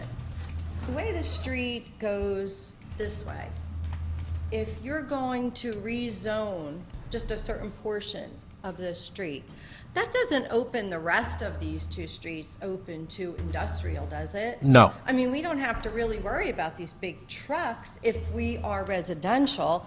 They're not going to be coming up the street unless I'm mistaken. They would still have to use Liberty. The only thing this does is move the line so that the Criterion building would be all in one zone. Right. So it would be just in that little area, and if they're using Liberty Street now to get their deliveries, it would continue. Is that correct? Correct. There would be no change on Forest and Van Buren as far as these large trucks coming through. Correct, and I'm going to ask the owner who is here to come up if he would say a few words. Okay, thank you very much. No, Mayor, I just so we don't lose the framework of this, my understanding is that basically all the zoning change was going to do was to basically recognize that one structure had been used for that purpose, which it could continue ad infinitum, and it was basically that kind of a change. Correct. And that and I think our zoning officer said that if any significant change in a transaction in terms of intensity of use or type of use would still have to go before the appropriate boards. Right, it would have to, if it were a site plan, if it was a division, it would have to come to the planning board. If it was a change of use, it would have to go to the zoning board. I mean, would we as a council have the authority to obviate some of these concerns by legislating no trucks on that road, apart from this zoning change? I'll defer that to the... I mean, you can. In other words, can we, I don't know if this would satisfy the residents or not, but assuming that this was properly explained to us, that basically the criterion, which has been there for forever, and which is a good neighbor, has this one kind of, curious zoning label on one of its properties, which has been used for a certain purpose, and in order to clean the title, the present owner wanted to do that. It seems to me the concern here isn't so much with that particular building and what it would be used for, but the truck traffic. So I'm wondering if we couldn't address that by legislating an ordinance that said those two streets in question cannot be used by vehicles of a certain type. As long as they're borough streets, which Yeah, they are borough. right. As long as they're borough streets, and when legislating restricting truck traffic, you just have to make sure there are alternate routes that the trucks would have available to them I mean, based on these episodes of trucks, for some reason, going down there anyway, maybe that would be a good thing to legislate anyhow. I'm just wondering if we were able to do that, whether that would alleviate some of the concerns of the public. That's a good point. Along that, our zoning officer isn't here, but our planner is. Maybe you know the answer. Right now, Van Buren, which is R3, are trucks permitted today on Van Buren, or is there a ban? I think there's a ban on both Van Buren and Forest. You don't know? As far as I know, they're banned on both. I think they're banned on both of them. The code will tell you. Because I need to know the answer to that question before. Yeah. Why don't, Mr. Crane, why don't you step up to the mic? There might still be another person for. Would you like me to identify myself? I'm Christopher Crane. I live at 46 Ross Avenue in Metuchen. I'm also one of two owners of the Criterion. Councilman Muldoon, back in 1975, when the barricades were erected on Forest Street as well as on Allen Street, weight restrictions were also put on Van Buren, Forest, and Allen, right, as far as the trucks that were not permitted on that street. The exception to that is when the barricade was erected on Forest Street, the two lots that our business sit on were granted a perpetual exemption to that, because when the barricade was erected, it literally landlocked us from using the Liberty Street Industrial Road. Right. So we were forced, ladies and gentlemen, we were forced to coexist with all you, right? So that's the answer to your question, and I will be happy to address everybody's concerns. in a moment. So- Can I continue? Yes. May I take this off? Yeah. Because I really don't want to turn my back on these people. So like you said, my name is Chris Crane. I've lived in Metuchen my entire life. I'm third generation in this town. We located at Forest Street in 1961. We expanded our building in 1965. We constructed our warehouse in 1967. It is the lot that our warehouse sits on that we wish to have changed from a residential to a light industrial zone. It's been 53 years that we've operated out of that building as a light industrial use. We are what's considered a pre-existing non-conforming use. Since the barricade was erected in 1965, we've been very cognizant of your home, of your children, of your livelihoods. And I think that we've conducted ourselves as good neighbors in watching out for your children.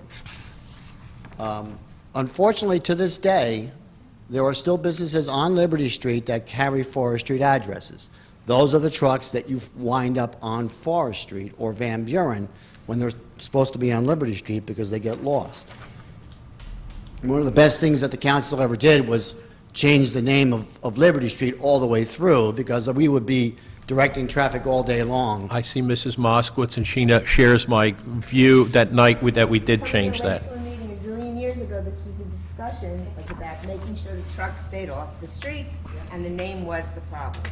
Well, and the name is still a problem, Mrs. Moskowitz, because there are still businesses that use Forest Street addresses, even though they are technically on Liberty Street.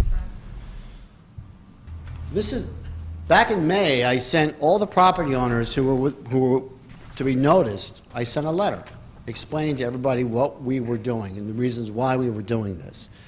A year ago, my sister and I took possession of the property. You don't send to anybody. No, it's not. Everybody who was on the official notice list who was a residential property owner, I sent a letter to. Well, again, everybody who was on the official notice list. If you didn't get one, sir, I apologize. And 200 feet. I'll explain to you now what I'm up to. Did you get the official notice for the hearing? Yes, No, no. From May. I'm sorry. No, I meant, no. Yes. First on, wasn't your area called Bell Avenue? Actually, that section, believe it or not, is Bell Avenue, except our lot is 103 Van Buren. It's confusing. Well, I remember when it was Bell Avenue. It still is Bell Avenue, except for that lot. I know, they did a bad job. If we could direct all questions to the chair so that we could expedite. I apologize for getting my back on the council. That's okay. Yeah, just from a procedural standpoint, I mean, our municipal clerk needs to get names, I mean, when people are addressing the council. I mean, this is a public hearing, with all due respect, Mr. Crane, this is a public hearing of the ordinance, so there has to be, I mean, the process in order for the clerk to able to prepare the minutes of the meeting as well. So to continue, and I'm sorry for this, nothing about what we do is going to change. All right? All we're trying to do, my sister and myself, are to protect the investment that our family's had down there since 1961. The borough zoning officer does not have a disagreement with this. The borough planner does not have a disagreement with this. As a matter of fact, the borough planner has pointed out that back in the late 80s, when the master plan was reviewed, this was something that was missed. We've existed as an, all intents and purposes, a light industrial use, since we occupied that building in 1967. I was 13 years old then. I'm almost 60 years old now. I've been your neighbor for a very long time. I think we have a pretty good track record about watching out for the neighborhood. That's the reason why I'm asking for this ordinance to be passed, is so that I don't spend the rest of my working days as a pre-existing non-conforming use, when, as Councilman Grazel mentioned, we've been that way, we've lived there, we've worked there ad infinitum for a very, very long time. We are careful about your children. We do take care when we drive up and down the street. We don't have the kind of truck traffic that you think that we have. We haven't had that kind of truck traffic at our location for many years. There's more truck traffic from landscapers, from UPS, from the borough, from Federal Express than there is to our buildings. So I don't think you folks can expect this, that your neighborhoods are going to change overnight. And besides, there is a restriction on truck traffic on those streets as well.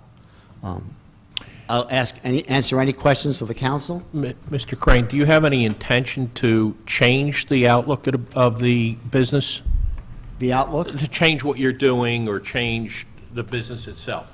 Our business itself is not going to change. I mean, I'm in print media, and that's what I do. I can't reinvent myself. I mean, we do have a digital version of the newspaper. I will at some point lease part of my property. And what change will that create in the way of traffic and trucks delivery? I would suppose that would depend on who I lease the property to. I mean, there are permitted uses in that area now. Well, but understand something. I'm not selling my property. I'm not leaving. I'm staying here. I certainly am not going to lease my warehouse building to a trucking company. Honestly, a local business, maybe somebody who's being displaced from another location, all right? They've got pickups, they've got vans, all right? As it is now, when we had deliveries, I would instruct the drivers from the trucking company, this is the way it is, you have to be careful. There's a pretty good track record. I mean, to my knowledge, there has not been one accident on either Forest or Van Buren in the 53 years that we've been there that's attributable to our business. So I guess, would you like me to... If you come to the mic and state your name and address. Mayor, I think that woman's been waiting in the back. I'm sorry. Anna Cotton, and I'm 37 Van Buren Avenue. And I guess my question would be, you say you're not selling it now, but if you get this change, then the company, then anyone you would sell it to would have the opportunity to now have this light industrial zoning. So while, as you own the property, and as you said, you have been, I've lived there for almost my entire life, and as you said, no issues. But when you were to sell the property, this property would now have this light industrial zoning, and it would be sold to someone else who wants this zoning. At that point, how do we know that whatever company would go in there then, whomever you would sell it to, would not bring in trucking, especially because, as you said, you have the exemption. Yes, the rest of the streets are not allowed, but because of the way that there's no access, you do have this exemption for trucks. So in the future, and my son's only 8, but you know what? Our plan is for my son to live there and my grandchildren to be there eventually. So I'm worried about him, but I'm worried about the future too. Whoever takes this over, we don't know that their trucking isn't going to be an issue. So, thank you. Mr. Crane, you want to answer that? Well, to answer your question is that there is currently a restriction on the road with the size of the trucks that are permitted. Now that, in real life, that does not prevent a tractor-trailer truck from coming down the street, right? And there was a sign at the end of Forest Street that said, you know, no truck traffic, and then we used to have a little sign that said Criterion Deliveries, so that we wouldn't be getting the call saying we can't get to where you are. If there's going to be if the restriction needs to be extended to tenants of the property to a certain point, I don't have a problem with that. All right? Okay. Mayor, that's the question I was going to ask you, Mr. Crane. In other words, it seems to me that the concern is obviously not your business. You've been there longer than at least some of the residents. But the concern is truck traffic. And as I understand it, the concern is, well, what happens when the Crane family sells? Or, as you pointed out, what happens when the Crane family leases? Because then the good neighborhood concept might disappear. I mean, you remember hearing that point from Councilman Camerano.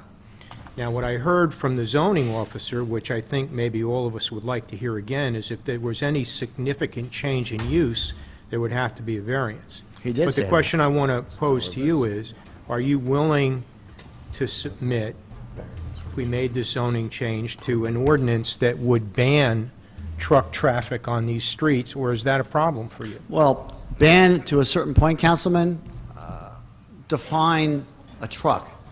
A truck has a gross vehicle weight of 6,000 pounds. The truck I use for the delivery of the newspaper has a rating of 8,000 pounds. It's a 16-foot box truck. The truck that UPS drives has a gross vehicle weight of 10,000 pounds.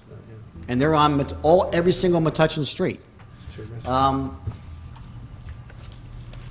guess the short answer to your question is yes. Anything bigger than a pickup truck? I'm sorry? Anything bigger than a pickup truck. Let's take that as a hypothetical. I would negotiate that because if I get a delivery and it's one pallet of material that I'm going to insert into the newspaper, it may come in a 14-foot box truck, which is similar in size to what Federal Express You drives. can't take that on Liberty Street? No, sir. Okay. No. As you all well know, and as all you well know, the front of our office building faces Forest Street. It's the short side of our building, and there's no parking there. Yeah, see, there's no and parking. there's no way to get to where my garages are, which are on the other side. I think he does his putting together. I would never ask you folks to All right, open up. could the I ask street you a again. question? Of course. Okay, the property that's on Forest that has the 2 garage doors, what happens in that building?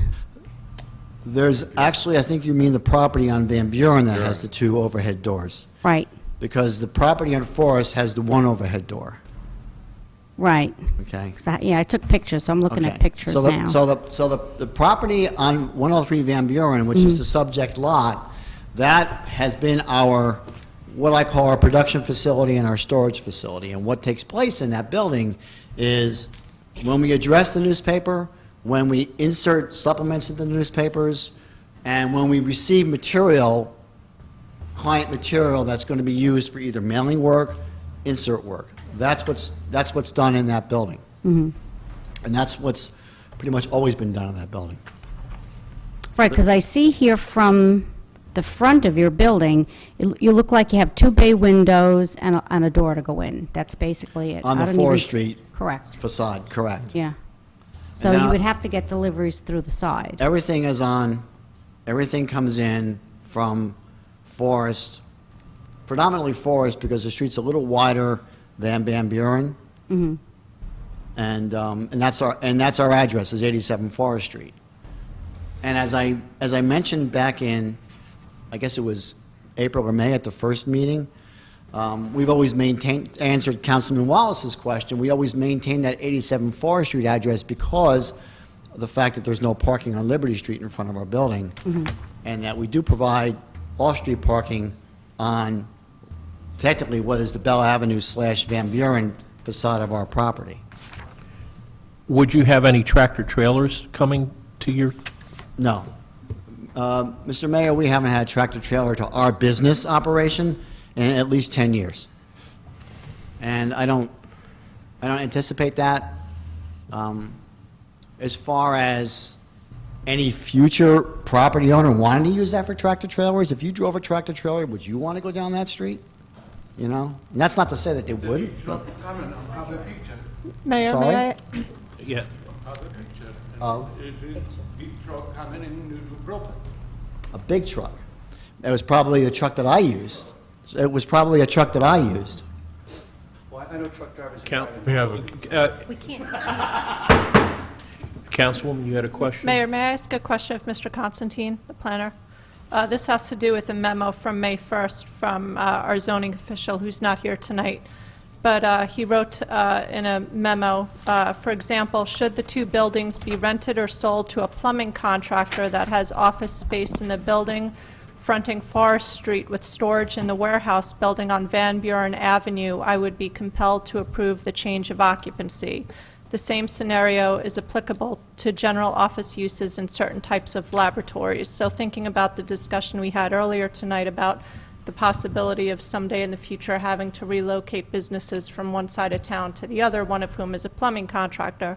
Some of those plumbing trucks are fairly large, and it's one thing to have a plumber visit your house once, but to have plumbing trucks up and down the street a lot going to that garage.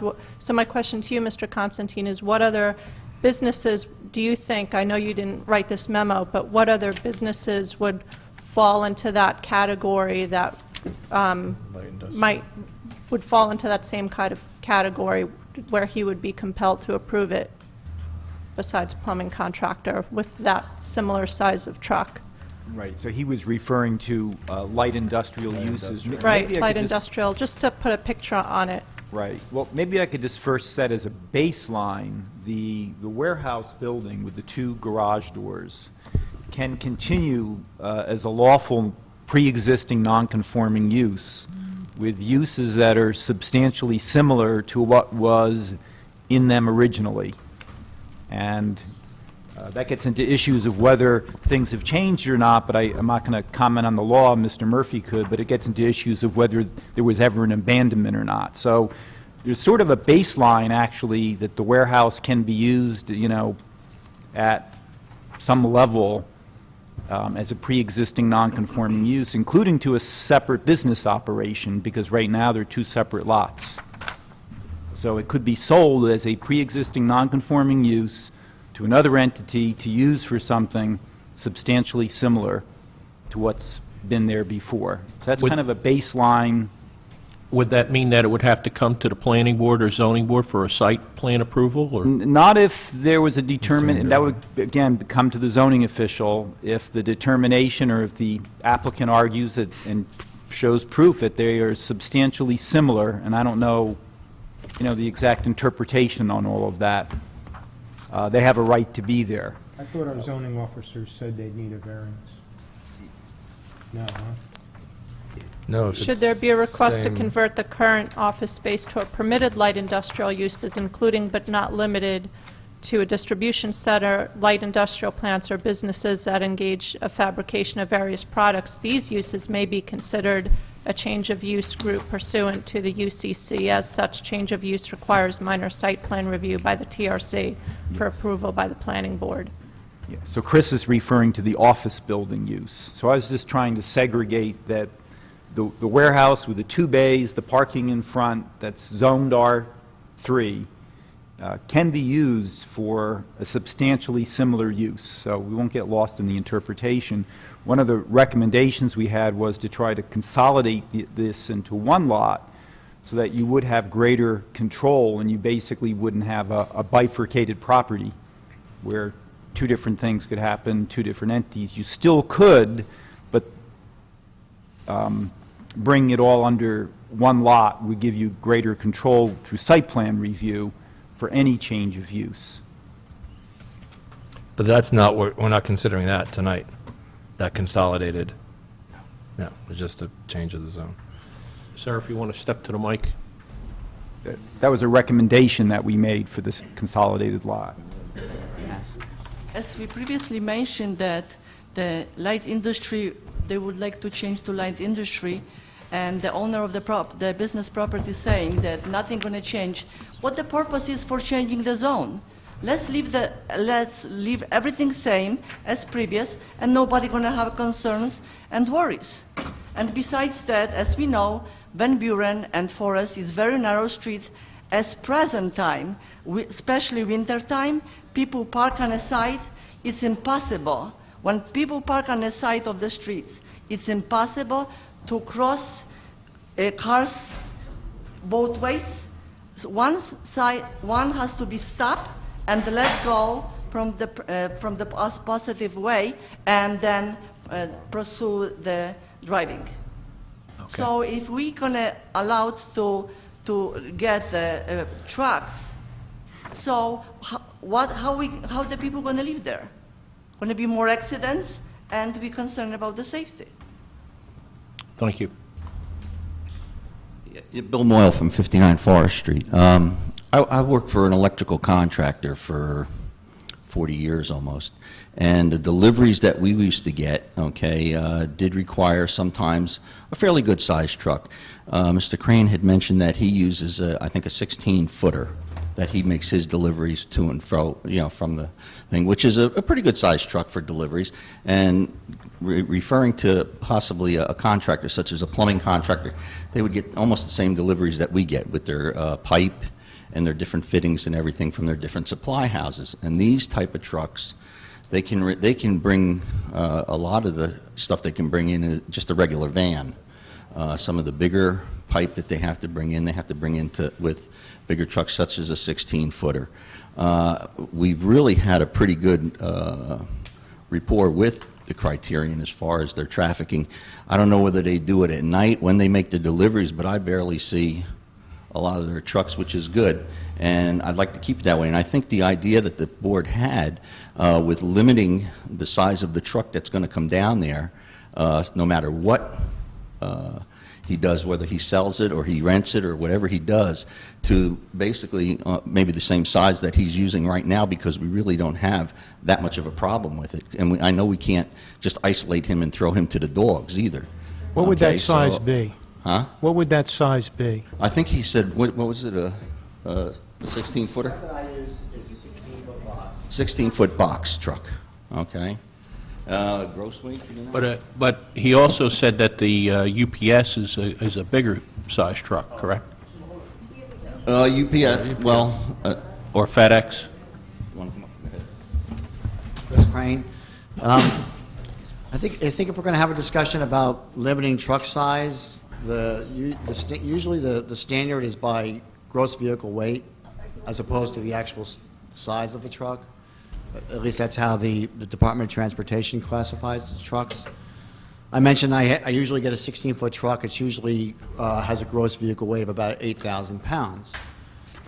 There's, from time to time, and maybe 2% of the time, when Ryder doesn't have a 16-foot truck, they give me a 20-foot truck. And I have no control over that, because that's all they have. So I'm extra cautious driving down the street. And I deal with it, and then the next week I go back to my 16-foot truck. So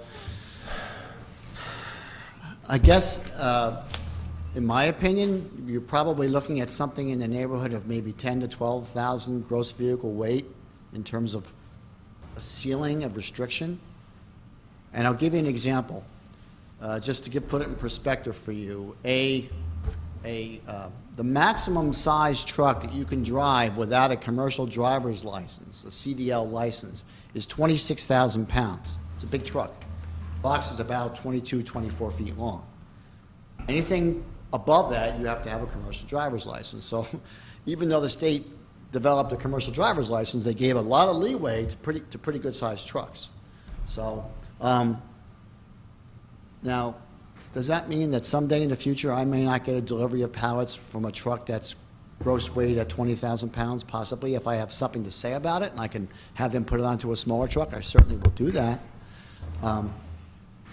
So that's kind of the framing of the discussion about if you want to put weight limits and make it all-inclusive, as opposed to giving us an exemption, make it all-inclusive for Forest and Van Buren. Thank you. Ma'am, you've been standing. Did you have a question or comment? Make a comment, sort of out of turn. Andrew Spikowski, 74 Forest Street. I came tonight to support all my neighbors, and I concur with everything that had been said so far this evening. This discussion with regard to weight limits and truck traffic has definitely been helpful. The one thing that I did want to highlight for the council is that the other reason for me coming tonight is in honor of Dolores Cusimano. I actually grew up on Forest Street, and I since returned in my adult life. And actually, as a child, I was one of the folks on the street that was actually hit by industrial traffic. Thankfully, it wasn't serious enough, and I'm here to speak to everyone tonight. So safety, and then the work that Dolores Cusimano had done on the barricade is what brings me here tonight. So thank you. Thank you very much.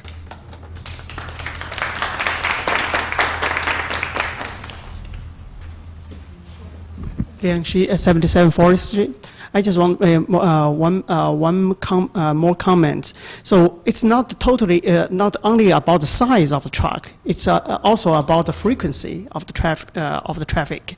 So right now, I think the traffic pattern is good, and I think the delivery. I noticed that because I just leave the I face the office. Our house is just face the office of Criterion, and I noticed that the delivery usually happen during the early morning, or night. Usually early morning. I think that time probably still okay, but my concern is in the future if the owner change, the business change, then who knows what the pattern of the traffic will be. They can have a 24/7 business, and then the traffic just, the truck, even smaller truck, but they keep coming and going. and especially during the afternoon, during the daytime, and when a lot of people, like kids around, that's definitely a problem. So I just want to say, not only the size of truck, but also the pattern of the traffic change is my concern. Thank you. Thank you. May I ask a point of order, Mayor, Council President? Just speaking from a personal perspective, I've heard a lot tonight that I have a lot of questions that I think need to be resolved, and I think the issue of a truck ban needs to be explored by our attorney. Do you think it would be useful, Mayor, Council President, whether we tabled this and got some more information and then looked at it again? I'm going to defer to the attorney. Yeah, I mean, if I may, just from a procedural standpoint, you have, I mean, three options. I mean, you could move to pass, I mean, move it doesn't pass, or if tabling it is an option, what I would recommend is you just adjourn the public hearing portion of it until the next council meeting, because that would then alleviate renotice of the second reading of the ordinance. And the public would know whether or not we're going to address this by virtue of looking at our agendas on the web. Well, yes, and with the way the law, or the way the courts have interpreted it is, if you have a second reading that's been noticed for tonight, as well as, I mean, Mr. Crane had said, notices went out to residents. The people had the opportunity to be here tonight. And if they're here, they would then know that you're adjourning the public portion or public hearing on this until the next council meeting. So that would be sufficient enough notice to consider the ordinance at the next meeting without having to re-trigger the whole notice requirements again. Would you have adequate opportunity to look at and perhaps submit a proposed draft on truck traffic on that street at that time? Yes. I mean, I was taking a look as everyone was talking, and I would have some recommendations. I mean, if that was the route. The way your ordinance reads now, the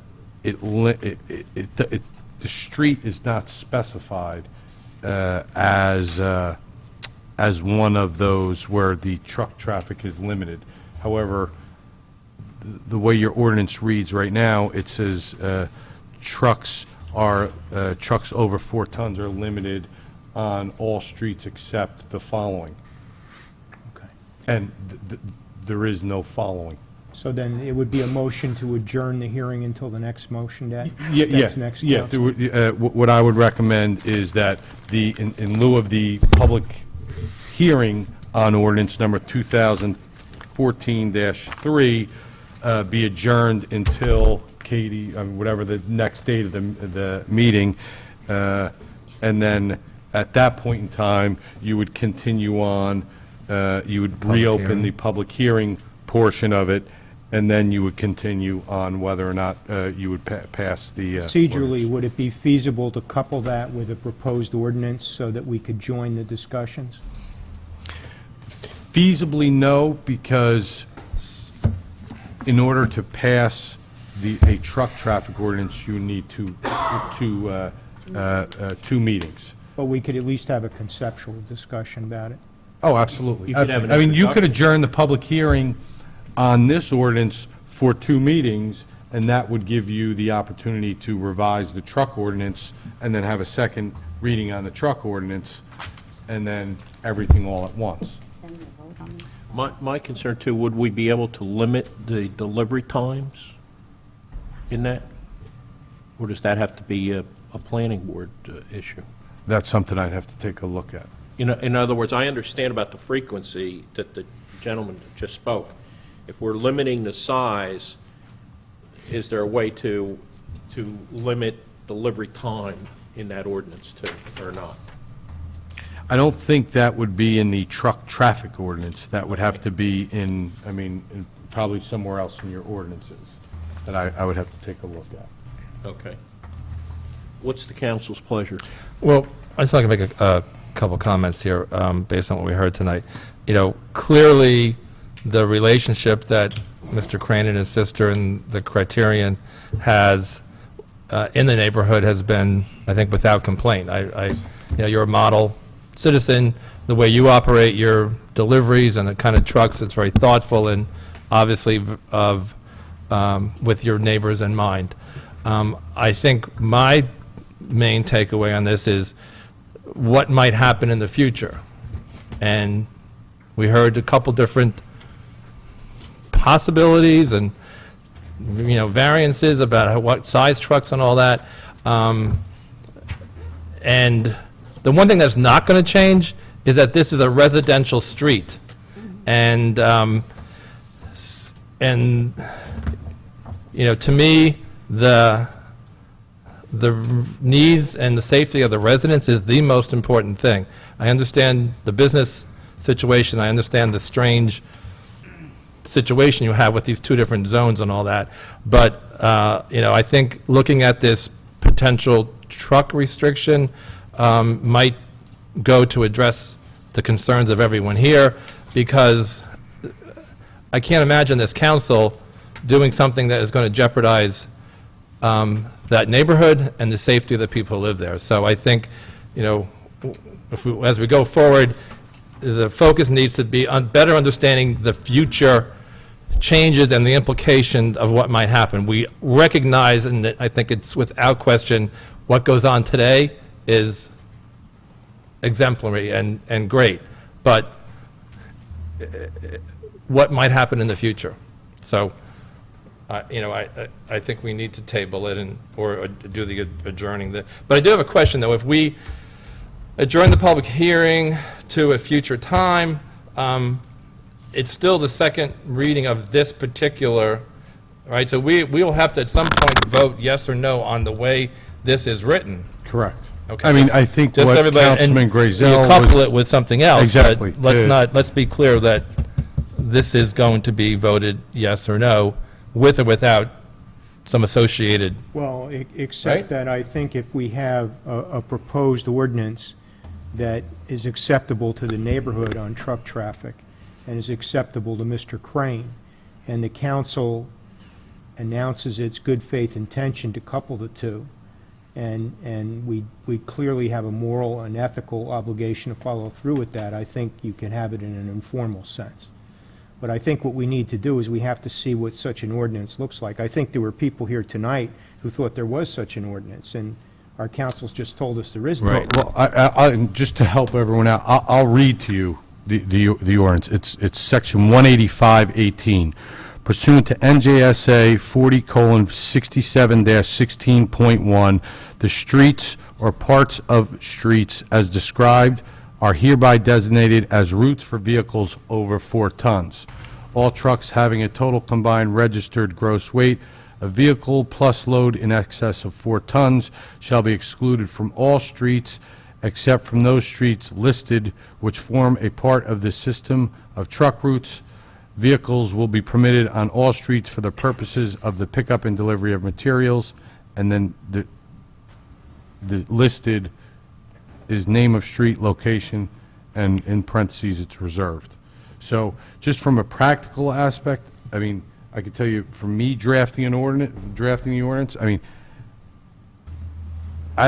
mean, you're a lawyer, I don't know the truck routes. I mean, I could put in there, I mean, Van Buren. Yeah.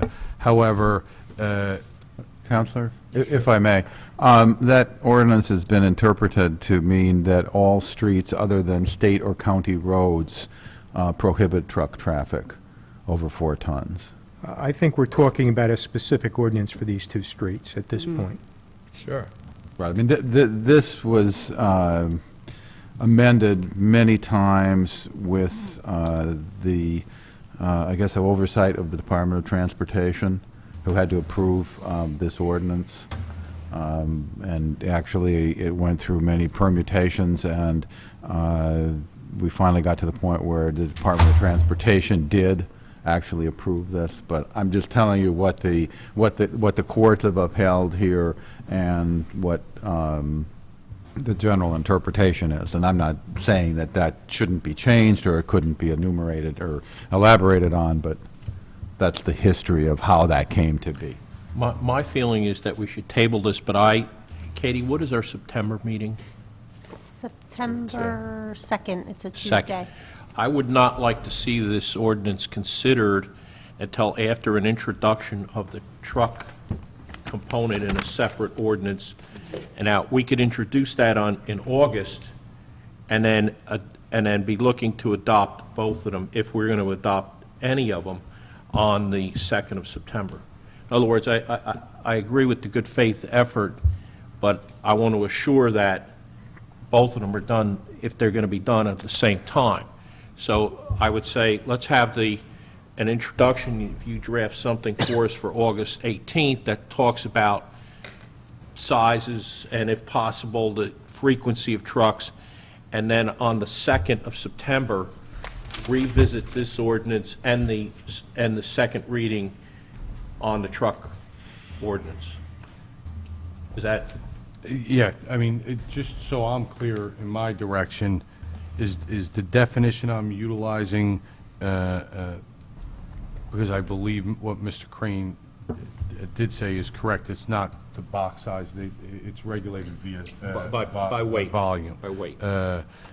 That it's for trucks in excess of 4 tons? Is that, I mean... Well, I don't know. I 'cause think Mr. I Crane I don't was even know what a mentioning- truck that's in excess of 4 tons, I mean...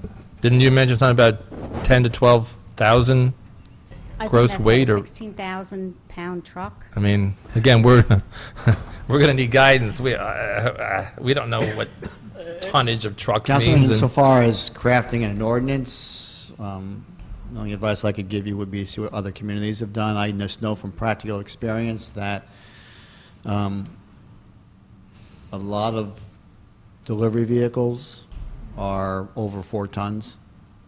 Some of the vehicles you see downtown are over 4 tons. The ones that you see on Central, on Lake, on Amboy, on Liberty.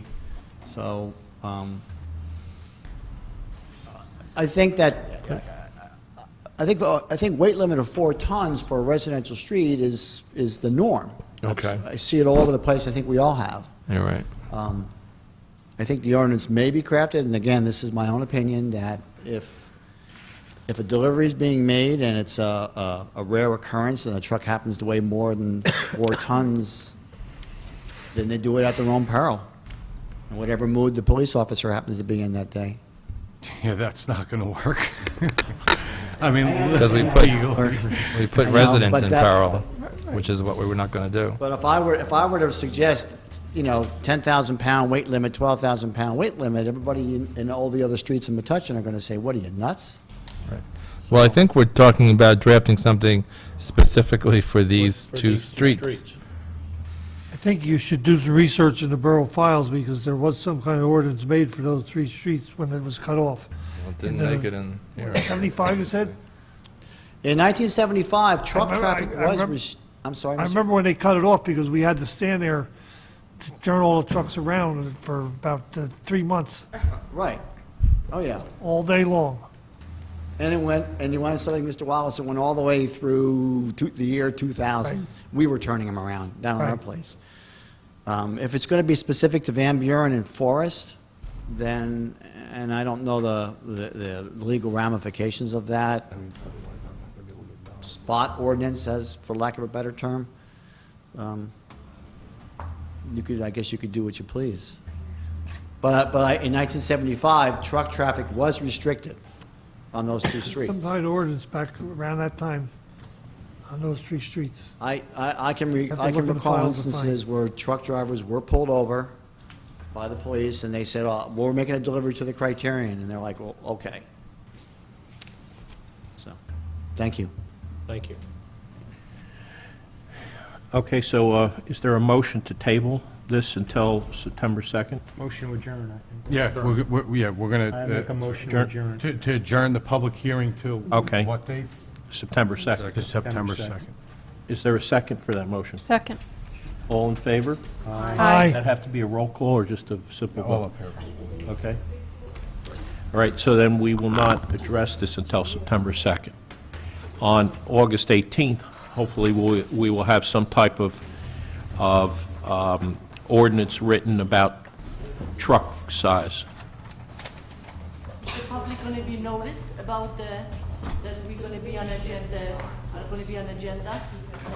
You're going to be on the agenda on September 2nd. You won't get another notice. You won't get another notice. I mean, by adjourning the public hearing tonight, another notice is not required to go out, nor does the ordinance have to be republished. But the truck ordinance is going to be on for August. Yeah. Right. Yeah, the truck, I mean, the truck ordinance, if it passes in August, that will be advertised and be published. But as for the truck ordinance, that would not, you would not receive, I mean, individual notice like you received relating to this zone change, or proposed zone change.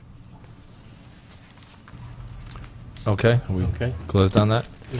Okay, the next, within the ordinance section is something that we moved up earlier. We're going to introduce for first reading, ordinance 2014-12. I move that ordinance 2014-12 be introduced and taken up on first reading. Is there a second? Second. All in favor?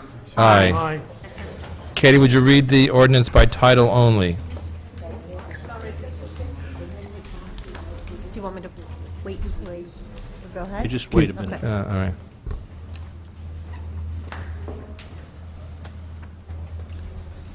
Okay. Okay. Ordinance number 2014-12, an ordinance amending the land development ordinance of the Borough of Metuchen, Chapter 110, Section 110-4, definitions, Section 110-77, B3 Office Business District, Section 110-78, B-4 Restricted Business District, and Section 110-80, D1 Downtown Development District, Section 110-87, Conditional Uses, Specific Conditions, Section 110-134.3, Downtown Gateway Overlay in the B3 Office Business District, B4 Restricted Business District, and D1 Downtown Development District. Okay, planner, I'm going to let you, Excuse me, Mayor, No. can we take a 5-minute recess before we get into this? Don't I have to move that it be passed? I don't think we... yeah, if you want, we'll hold our vote until after Jim's done, but Okay, but- why don't you move it, and then, Yeah, then you can... okay? So do it now? Yeah. All right. I move that ordinance be passed on first reading, published according to law, and a public hearing set down for... August 18th, 2014. Is there a second? Second. Okay, now we will hold our vote until Okay. after Jim, and then if we could have a 3-minute recess, okay?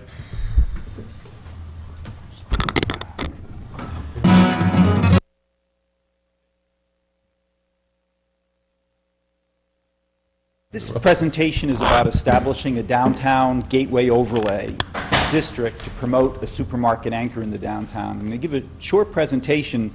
It's really one I think I could retitle in saying, Re-anchoring the Downtown. Historically, downtown Metuchen had several anchors. At the corner of New and Pearl, there was the Morris Stores, which eventually was an agglomeration of several buildings, 16,000 square feet. There were 2 pharmacies on Main Street, which probably together equal, sort of what we consider to be the larger anchor pharmacies in neighborhood centers. You had the A&P building, which was started as a grocery before it became a liquor store, and then at the far end, across Lake Avenue, a supermarket that grew in size to about 26,000 square feet. And we've had master plans and subsequent ordinances, and we've attempted to hold and attract an in-town grocery as an anchor for the downtown. So what we're talking about as a focus tonight in this ordinance is nothing new. And the downtown retail environment will continue to struggle without anchors. Most retail environments need anchors, although some of those anchors are retail and some of those are non-retail. So you have in other downtown sometimes theaters and entertainment areas that serve as an anchor, hotels, educational institutions, healthcare, those are sometimes called eds and meds, which anchor downtowns. You have certain downtowns with large antique centers, which spawns home furnishings. That can serve as an anchor. Some have waterfronts. Some use libraries as a non-retail anchor. And all of that is information just to provide update that, back to my original point, we're really re-anchoring downtown in more than one ways. We'll talk about the zoning over here on this side of Lake Avenue momentarily. But first, I wanted to give a quick update on Pearl Street because a major project was approved by the Planning Board last week, which creates a public space as an anchor in addition to the supermarket. And what we've heard throughout time is that from the public is that they would love to see a quality public space in the downtown. And so that public space is now coming at this intersection, Pearl and New, in the form of a space that will transform this intersection into a public space that, if programmed with enough activity, can serve as an anchor for downtown, not a retail anchor, but another type of activity generator. To get this done, obviously, a half-acre public space. There's a parking garage, which is proposed, substantial garage. Basically, you're stacking up most of the parking that's on the site.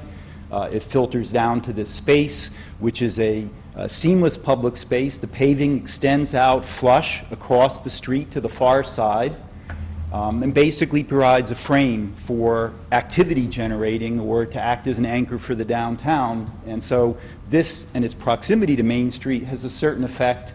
This, by the way, is sort of hovering over Novitas looking in. You can see the shared space, textured pavement treatment. There's the use of bollards, not curbs, so the space can be expanded.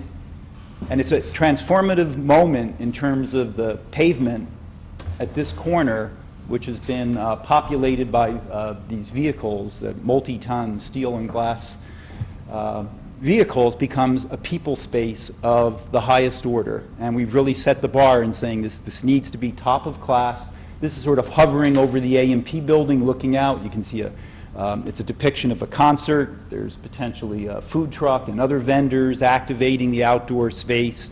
And the space is designed, again, this is New Street, Pearl, there's Novitas, there's A&P. There's one location for a stage. You can close the street. There can be food vendors out there. There can be an expansion so that you can support thousands of people on a regular basis. There might be a lower intensity of use. Farmers market, we know that we have one now, might look something like that and have this sort of feeling. So we go out of the parking lot on asphalt, and we're on high-quality pavers, bricks, touches of granite, landscaping, high quality. And the programming of the space is really, I think, the next level for the community to look at. Where do you want to go? We heard last week some people say, well, it'll be unprogrammed over 300 days a year. And I think other people saying, well, why not more? Events in this space and the management and the maintenance and the programming of it is the next step that the borough will take. Can be as simple as a pie eating contest, which, by the way, local talent loves to supply for it. Kids love that. All sorts of community organizations can help program it. A popular one that you see on the far right, that's actually in the new revamped, remanaged Boston Commons, is to do outdoor reading rooms. Pretty simple, pretty low cost. Movable furniture, seats and tables. This will be something the borough will have to explore and pick and choose, and I suggest you let the public participate. But the idea is that people can group, they can follow the sun or the shade, they can go individually, groups of two, larger groupings. You have that total flexibility. It's all based on the science of public space, started with Holly White's studies of the public plazas in Manhattan in the 60s and 70s. Evening events, movies, all the kids left here, but they would be, cheering this one on right now. That can be done on a regular basis. Sports viewing events, we saw that with the World Cup. Public viewing events, I think, took a new leap forward in this country. Evening events, such as free dance events. You have terrific local radio stations nearby, 2 of them based out of Rutgers. I am sure that there's ways to get DJs that can fill your space with music and have dancing, which might occur several nights of the week. You can have small band events, and this is one near Notre Dame. It's a pregame party before a football game at Notre Dame.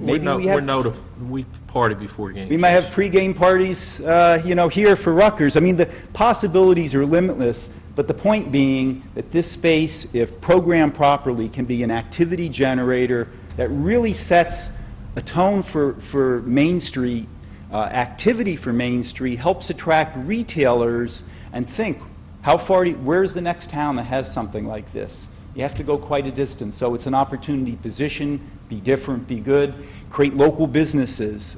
This is on the Rose Kennedy Garden in Boston. It's a home-based business out there, so you can start to incubate unique things in the local economy. If you do it right, there's a chance to actually have sponsorship, where you can actually generate revenue to help with the programming. This is the Coke tennis tables, table tennis tables. Here's a bank sponsoring an outdoor reading room. You have sponsorship on all of these events, from morning yoga to races to things. It's all a whole package of things that the borough will begin to explore as part of that space.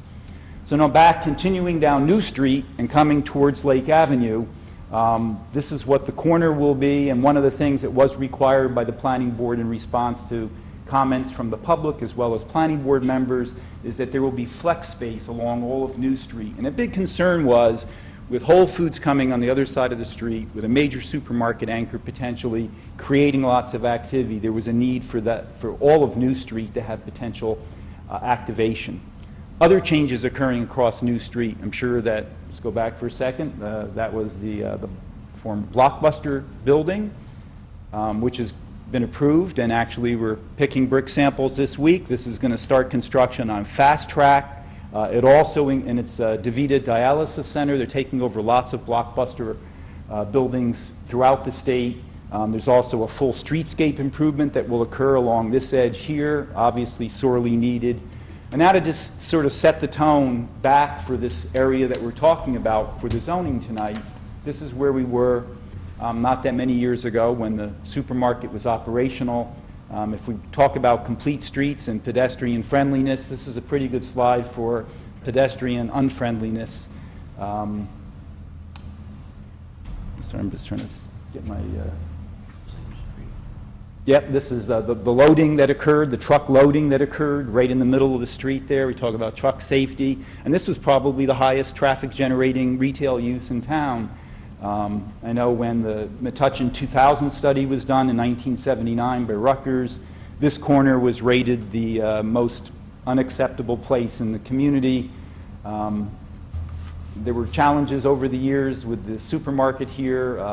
They never undertook an expansion because the zoning board asked them for a few shrubs and a little bit of landscaping at this corner. Anyway, that's all past history. Now we're faced with the opportunity and the announcement of Whole Foods of having a major quality brand supermarket, a national credit tenant, which also sends powerful signals to the marketplace for other small retailers to come into town, including on Main Street.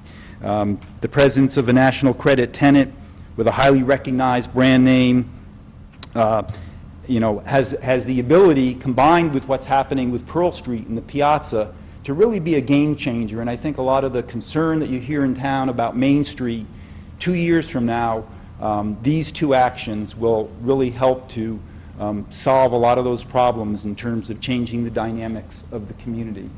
So let's talk about this Gateway Overlay District, which is really meant to cover, this is Middlesex Avenue, both sides of the street.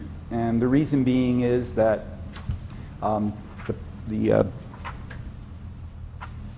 we're trying to create a gateway at that end of the town. There are properties that are, we believe, will take advantage of this that are in the D1 district. Here's where the former supermarket was located. In the B3 district across the street, which is where part of Cryans was, it also extends into the B4. And that's why the zoning actually floats over as an overlay over all three districts. It is virtually impossible to assemble another track further up Middlesex that spans both sides of the street because of the number of properties you would need to assemble. And so one of the requirements, the conditions of this zoning, is for a minimum tract area of 5 acres. There's about 6 acres in the assemblage on the south of Middlesex in the former Stop and Shop area, about over 8 acres if you combine Cryans with that. We've required a minimum frontage of 250 feet on both sides of Middlesex. So again, it's meant to be a gateway and flank both sides of the street. That's the second condition. The third is a supermarket is a required use, and it needs to be in the initial phase. And then last, a phasing plan is required, and this is development that will probably take place, let's go back for a second, over a couple of different phases. And so one of the requirements was to provide for a plan that showed the proposed tract, including anything that's proposed in the initial preliminary final site plan approval, as well as what would be developed in latter phases, and to provide a concept plan depicting that. So if it's the Renaissance properties, which are basically located here, including all the way back through to there, right now our understanding is the first phase is really focused on trying to get the supermarket Jim, with your laser pointer, Sure. can you show us the overlay, what's going to be within the proposed overlay district, so we're really clear Sure. on that? Well, the overlay requires 5 acres within, it can be within the D1, B3, and B4. So and it has to be both sides of Middlesex Avenue. So that pretty much focuses you here. You have to have 250 feet of frontage. You pretty much get that there. So you would be looking at, there's the Lake Middlesex intersection, there's the former Blockbusters down Central. This is against the PSE&G rail, PSE&G right-of-way, which is sort of part of the rail right-of-way. And then this is the former Cryans tract right here. This is Suburban Square, so there's the Wine Chateau, Lola's, and the new apartment building that recently were completed with the street that basically meets this. So are they adjacent to or part of the overlay? They are adjacent to it, Adjacent but to.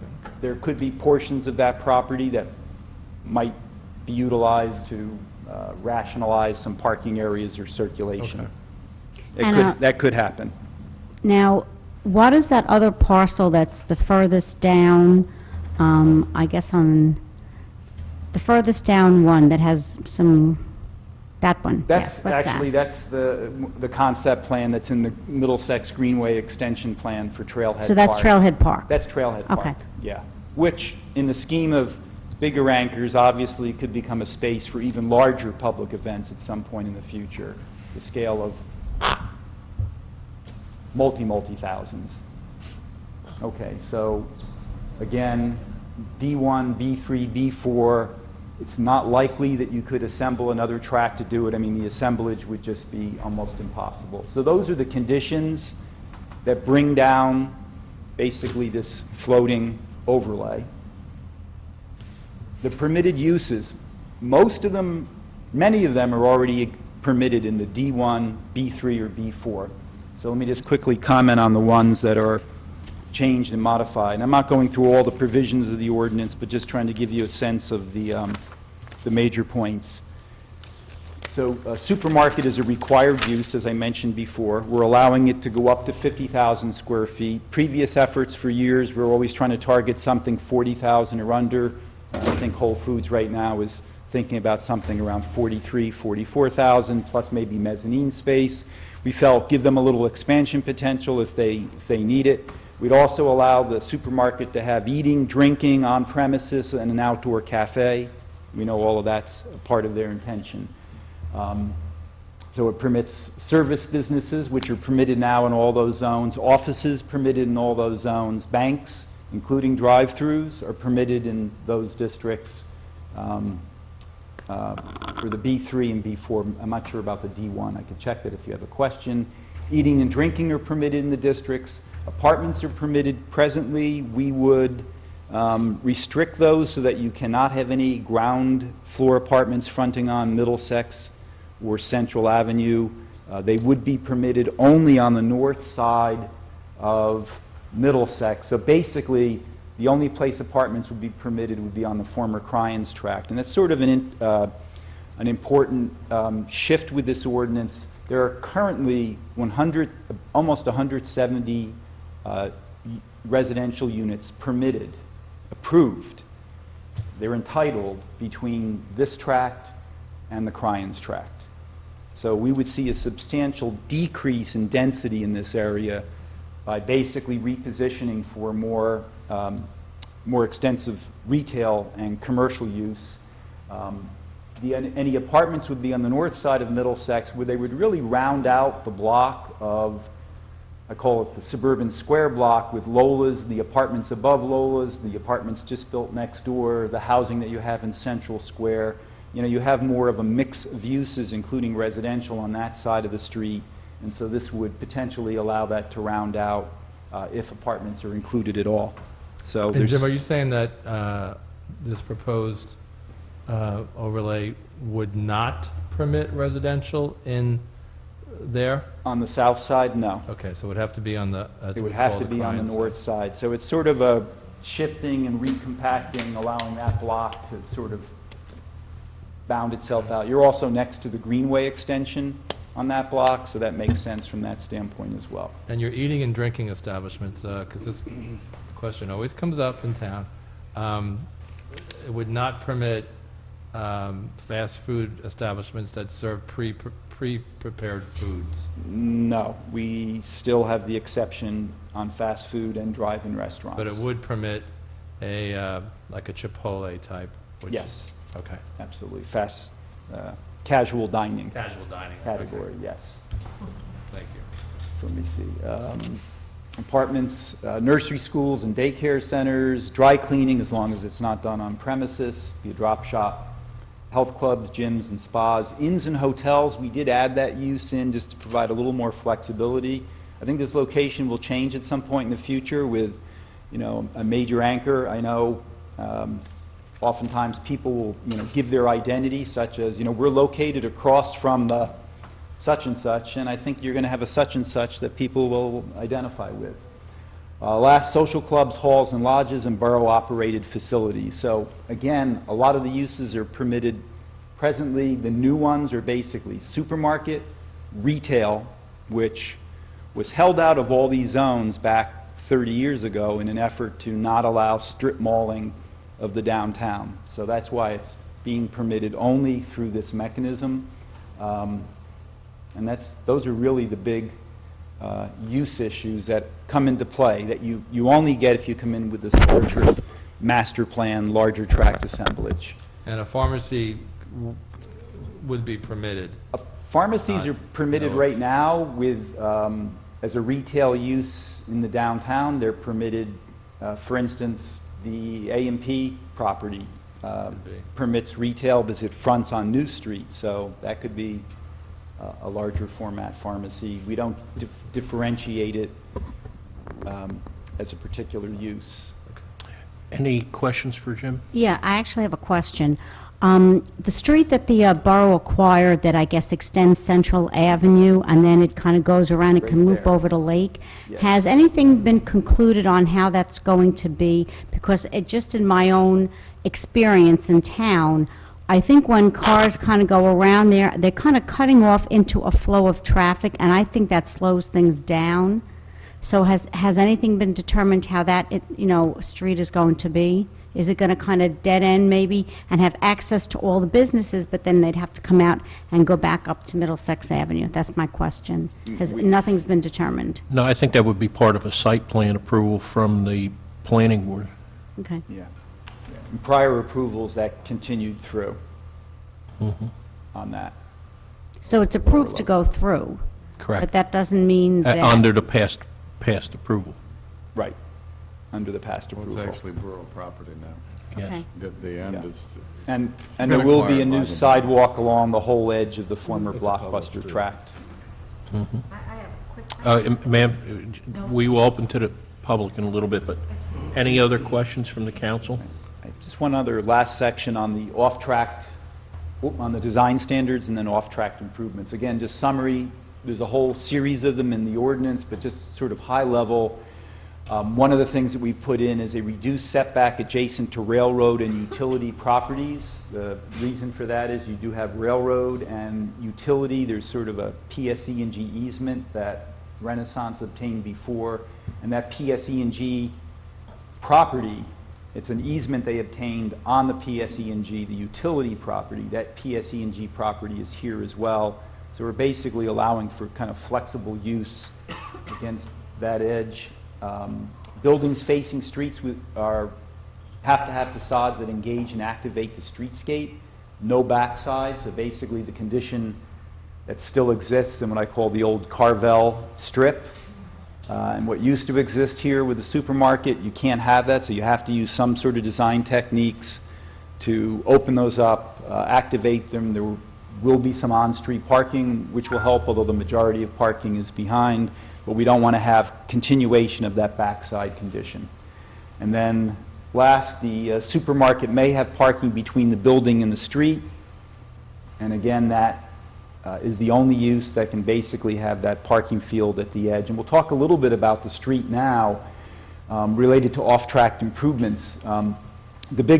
There's a whole series of things that are identified in the ordinance, nothing specified, because that really needs to be developed as the plans come in. We've basically identified a desire, and this really, I think, follows the theme of much of what we've heard tonight, to focus on circulation improvements. And I guess you could sum it up in one respect, which is, can you make a supermarket at the heart of town walkable? And can you make the whole downtown more walkable? And what does that take? And so there's a whole series of road diet improvements with landscape medians, shelter islands, texture crosswalks, wide sidewalks, bicycle linkage that are potential improvements that could be identified for off-track contributions. Some of that may already be identified in our circulation plan and is consistent with the complete streets policy that you had adopted last year. And then last, some stormwater management system improvements. I know that previously the property owner has done a camera documentation of the conditions in the storm sewer line as it runs up from this area to the Dismal Brook where it releases, and so there'll be some discussions about upgrades to that storm sewer as another potential off-track improvement. So first, just want to talk quickly about road diet, high level, and this I think also sort of touches on some things that fall into your complete streets update that may be coming shortly. But in our circulation plan, again, here's Middlesex Lake, there's the former supermarket site. Anticipating the redevelopment of both Pearl Street and this site, the circulation plan calls for a different street treatment along Middlesex in the heart of the downtown. We've had discussions with the DOT about these sort of road diet improvements, which involve medians and safer crossing distances, pedestrian shelter islands. Basically, you're taking some of the suicide lane and actually removing the suicide conditions. And I think as you heard people say tonight, can attest, more pedestrians are hit every year in New Jersey in crosswalks than jaywalking. We know the crosswalks there, for instance, the one that's at Central, sorry, I have trouble finding my, down here at Franklin Square, at Center Street, you feel most at risk out there in that lane. And so these ideas of doing these sorts of improvements, which we're also going to be talking to the Sportsplex folks about, relative to their contribution. We actually, you can see a car here forming basically what is effectively an additional illegal lane. When the Greenway continues to cross, that's going to become a hugely critical safety issue. And so the idea is to use these sorts of improvements that are both landscape but also provide for a shelter island to rest and take a break.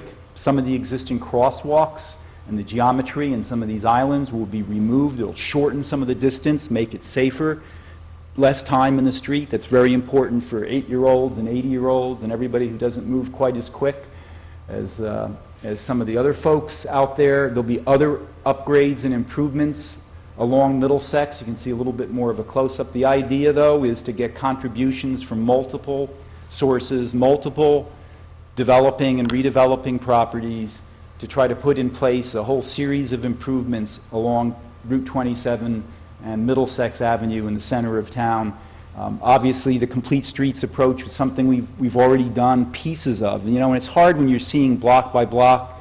There's when Suburban Dodge was still operating, when you had Central Square and Franklin Square going in. We all know that now this has been transformed into a pedestrian-friendly environment. And so this is a further completion of that same area, a real focus. And now you'll start to see that the sidewalks on Franklin and Central and Suburban Square and what's going to happen here will all connect together.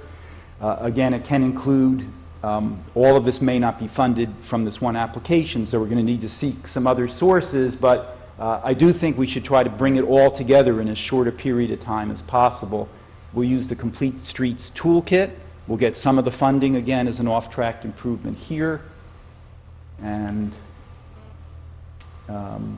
it just continues what's already occurred on Middlesex over the years in terms of some of the complete street transformation. And one last thing, the Middlesex Greenway, we haven't forgotten how critical it is, and I think one of the things we're hoping that Whole Foods will certainly embrace is the fact of perhaps making this one of the most bicycle accessible stores in their entire chain. And it's not because they have to do a whole lot. By basic proximity, the Middlesex Greenway, there's Trailhead Park, is next door to this site. And what we're proposing, and it's alluded to in the ordinance, is to try to have a pedestrian bicycle wide 10, 12-foot sidewalk that can be shared by both along Middlesex all the way down to Lake. That would get people to the store, but it would also allow bicyclists to then get to the end of New Street, which will have sharrows if that shows up in the borough's complete street plans. That's a condition of approval, and would allow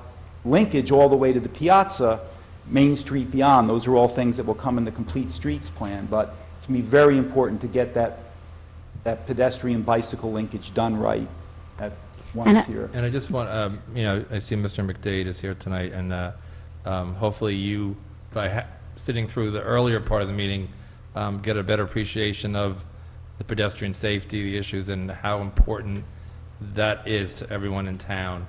Hopefully give a little context to some of the discussions we've had, and that those off-track improvements are really really critical to the success of this redevelopment. So Right. So Any other it's- council? Yeah, Councilwoman? I actually have a question. A little off topic, but I think since it was brought up today, I would like to get an idea. Where is that property on one of the maps that they were talking about that might be purchased, where they have the car repair place, the plumbing? Is that anywhere in there? Just so I can get an idea where that would all fit in. It's right here. There's That's it in that little There's triangle. the TD Bank, Okay. Lake, Amboy, Right, so it's TD right Bank. there. Okay. All right, just trying to get an idea of where all of that would fit in and the proximity and all. Yep, it's right against the Greenway, and that's Okay. where the future, there's a memorial park, and there's where the future handicapped accessible parking and access to the Greenway will be. Okay. Any other questions or comments from the council? I'm going to open it to the public. If anybody has a question or comment, please come to the mic and state your name and address.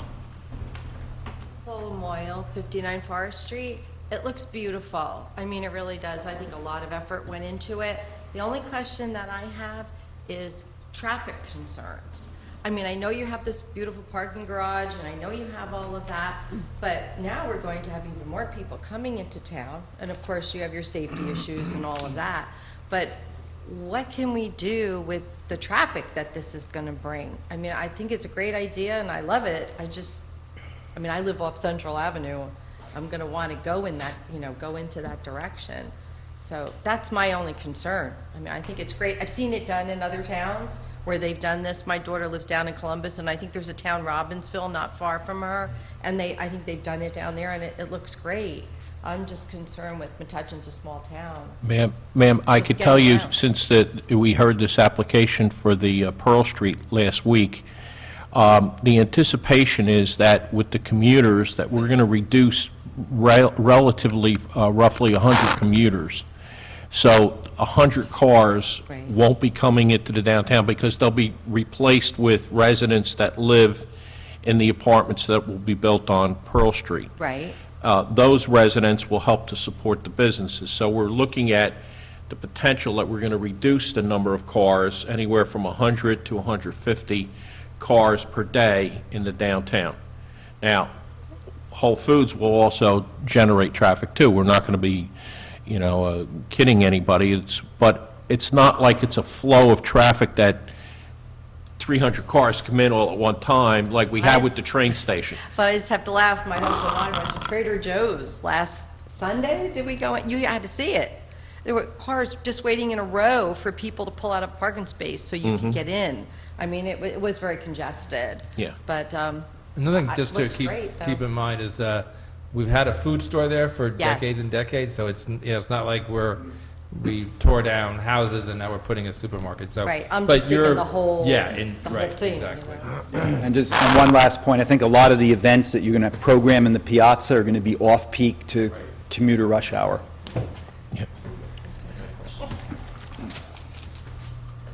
Bill Moyle, 59 Forest Street. The parking deck, now you're going to be eliminating a parking lot, okay, and putting up a parking deck. Is it equivalent to the same amount of spaces? It's relatively, I think we're going from 660 to 750. Yeah. So you're getting more parking spaces then? Correct. Okay, all right. Correct. Yeah.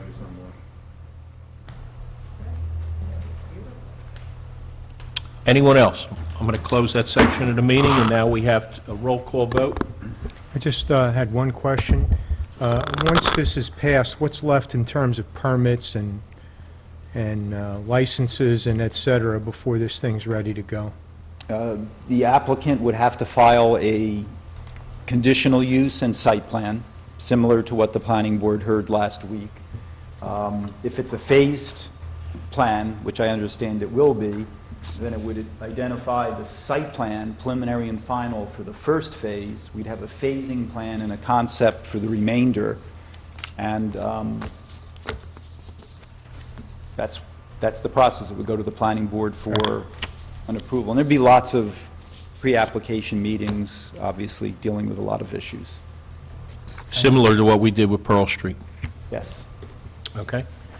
Katie, it's a roll call vote. Councilman Camerano's absent. Councilman Grayzel? Yes. Councilwoman Insero? Yes. Councilwoman Rasmussen? Yes. Councilman Wallace? Yes. Council President Muldoon? Yes. Thank you.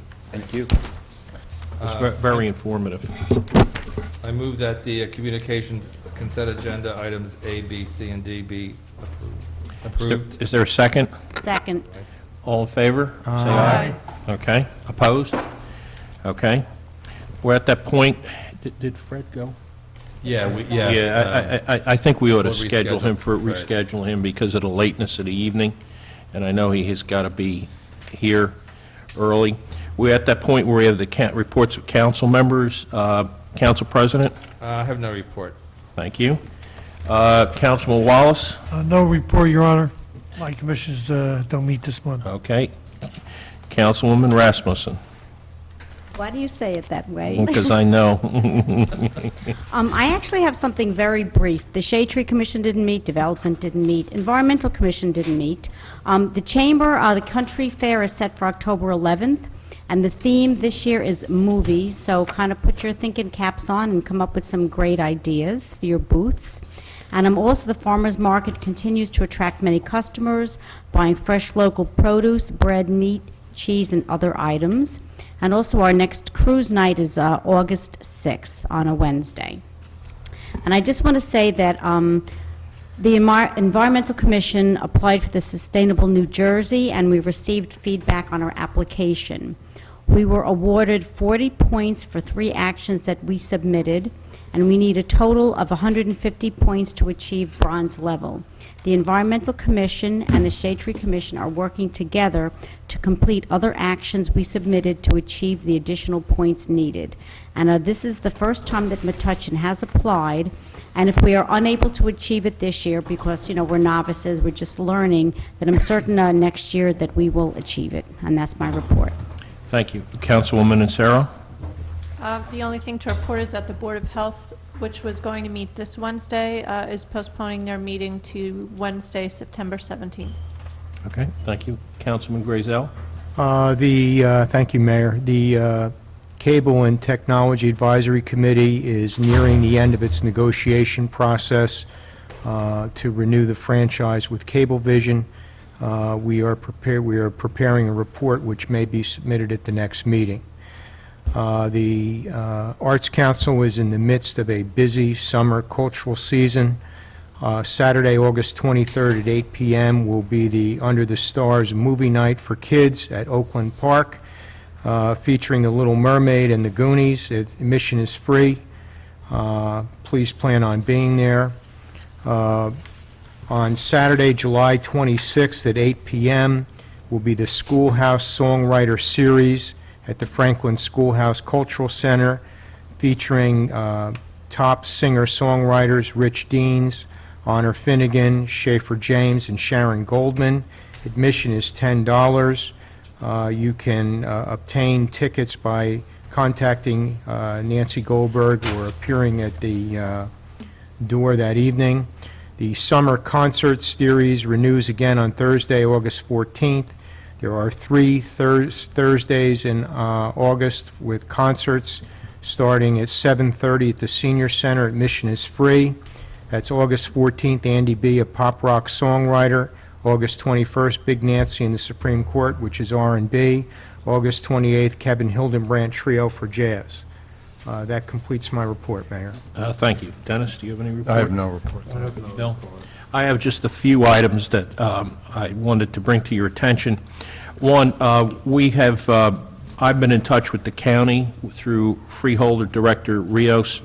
Our police are working on a traffic study on Central and Main Streets with the recommendation, hopefully that'll come from this, to lower our speed limits to 25 all through Main Street and through Central Avenue. Both of those are county roads. Freeholder Rios has been very supportive of it, but we needed to have the police to do that study, so they're in the process of doing it now. Hopefully within another month or so, we could get the information from that study and send it to the freeholders and get a recommendation so that we could reduce the speed. In fact, many people don't realize it, but Main Street is varied speeds, and even on one side it would be a different speed than on the other side of the street. So if you're going out past St. Francis, at one time it was 35, and coming in it was 30. So it's varied all throughout. We want to get it 25 from Route 1 all the way down to Old Meeser Park, and then, as I said before, that we would look at Plainfield Avenue, seeing that we could expand that into the study. The other thing is, I've been talking with the chief, and the council president and I met with him and the captain. We would love to see a traffic officer, a hiring of a traffic officer, and I know the finance committee is going to meet with Bill next week. I believe that Bill has said there's money in the budget, and so I'm going to be recommending that if there is money in the budget, that we look forward to having a traffic officer, an officer hired, designated just to do traffic and in that nature. So the new person may not be the traffic officer, somebody with experience may be, but I think we need to add an officer to do that. The other thing is the Safe Routes to School grant has been in. We're waiting to hear information on that. The other thing is the planning board. We're in a very exciting time and a very late meetings. Hopefully we won't go that late tonight. Well, we went till, I think, 11:45 on one night and 11 o'clock on the second night, 2 nights in a row. And we will be to adopt the Pearl Street application. And this Thursday, we will have a special meeting to be looking at the movement of the American Legion to the proposed site of the Wernick and Calvin Place. So we will be meeting this Thursday for the planning board again. And that concludes my reports. Mayor, because of the hour, when Councilman Grazel was reading off all of his events, I realized I forgot to mention during mine that on Tuesday, August 5th, it's National Night Out. Okay. So everyone should come out starting at 6 p.m. in the parking lot next to Friendly's, and maybe in a few years it will be somewhere else in the piazza, for the National Night Out Against Crime for family-friendly activities, including a DJ, fire truck, and other activities. Also, I was wondering, did the borough administrator have any update on the house on Crystal, since we did discuss the ordinance earlier in the meeting? I could tell you, well, go ahead, Dennis. Yes. The house on Crystal, the municipal court proceeding is scheduled for July 30th. The defendant in that case had requested an adjournment in order to retain counsel, which, I mean, would cause the court to adjourn the proceedings. It's my understanding they have retained counsel, and our prosecutor has been in touch with their counsel, and it's scheduled for July 30th. Thank you. Just a question, what time is the National Night Out? 6 p.m., 6 p.m. Tuesday, August 5th.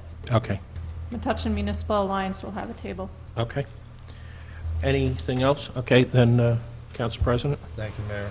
I move that new business consent agenda items A through C and F through J be approved.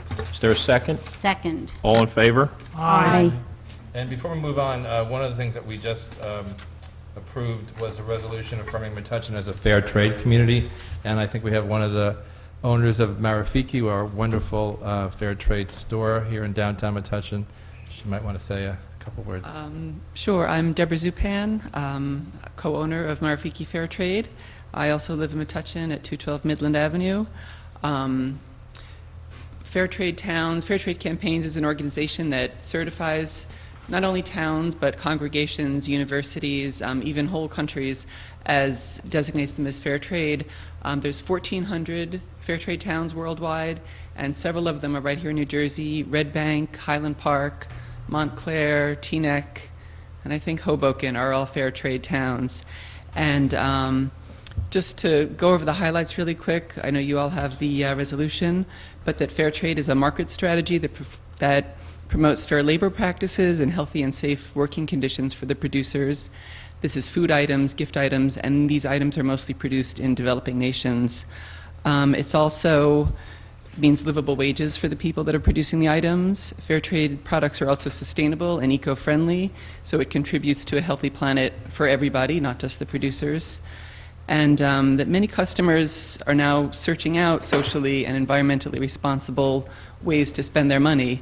And we have an opportunity to lead by example, present a model of social responsibility for other towns to follow. Thank you. Thank you for coming, and thank you for Thank you for having your staying. store. Thank you very much. We had a motion to adopt, did we second? Yeah, we did. Did we do that? Yeah, we did. Yeah, Okay, we did. I'm losing track here. I know, it's okay. Okay, bill resolution? Yes, I move that bill resolution in the amount of $926,294.82 be approved. Is there a second? Second. All in favor? Aye. I have one appointment which was not on your agenda. It was Joe Ridorowski for the Development Commission. It's my appointment with your approval. So I move that Joe Rodikowski be appointed to the Development Committee. Is there a second? Second. All in favor? Aye. Okay. Okay, I think we have two ordinance introductions. Mm-hmm. Okay. Ordinance 2014-10. I move that ordinance 2014-10 be introduced and taken up on first reading. Is there a second? Second. All in favor? Aye. Aye. Katie, would you read the ordinance by title only? Ordinance number 2014-10, bond ordinance amending bond ordinance 2006-5, finally adopted March 20th, 2006 by the Borough of Metuchen and the County of Middlesex, State of New Jersey, in order to provide for a change in the improvements authorized by such ordinance. Okay. I move that ordinance be passed on first reading, published according to law, and a public hearing set down for... August 18th, 2014. Okay, is there a second? Second. So roll call vote? Councilman Camerano's absent. Councilman Grazel? Yes. Councilwoman Insero? Yes. Councilwoman Rasmussen? Yes. Councilman Wallace? Yes. Council President Muldoon? Yes. The second ordinance is, I move that ordinance number 2014-11 be introduced and taken up on first reading. Is there a second? Second. All in favor? Aye. Katie, would you read the ordinance by title only? Ordinance number 2014-11, bond ordinance further amending bond ordinance 2007-3, finally adopted April 16, 2007 by the Borough of Metuchen and the County of Middlesex, State of New Jersey, in order to provide for a further change in the improvements authorized by such ordinance. I move that ordinance be passed on first reading, published according to law, and public hearing set down for... August 18, 2014. Is there a second? Second. It's a roll call vote. Councilman Cameron is absent. Councilman Grayzel. Yes. Councilwoman Insero. Yes. Councilwoman Rasmussen. Yes. Councilman Wallace. Yes. Council President Muldoon. Yes. We already did the next ordinance, correct? So I'm going to Yes. open it to the public for any questions or comments. Hearing none, I'm going to close that section of the meeting. I move for adjournment. Is there a second? Second. All in favor? Aye. Thank you for a very good meeting tonight.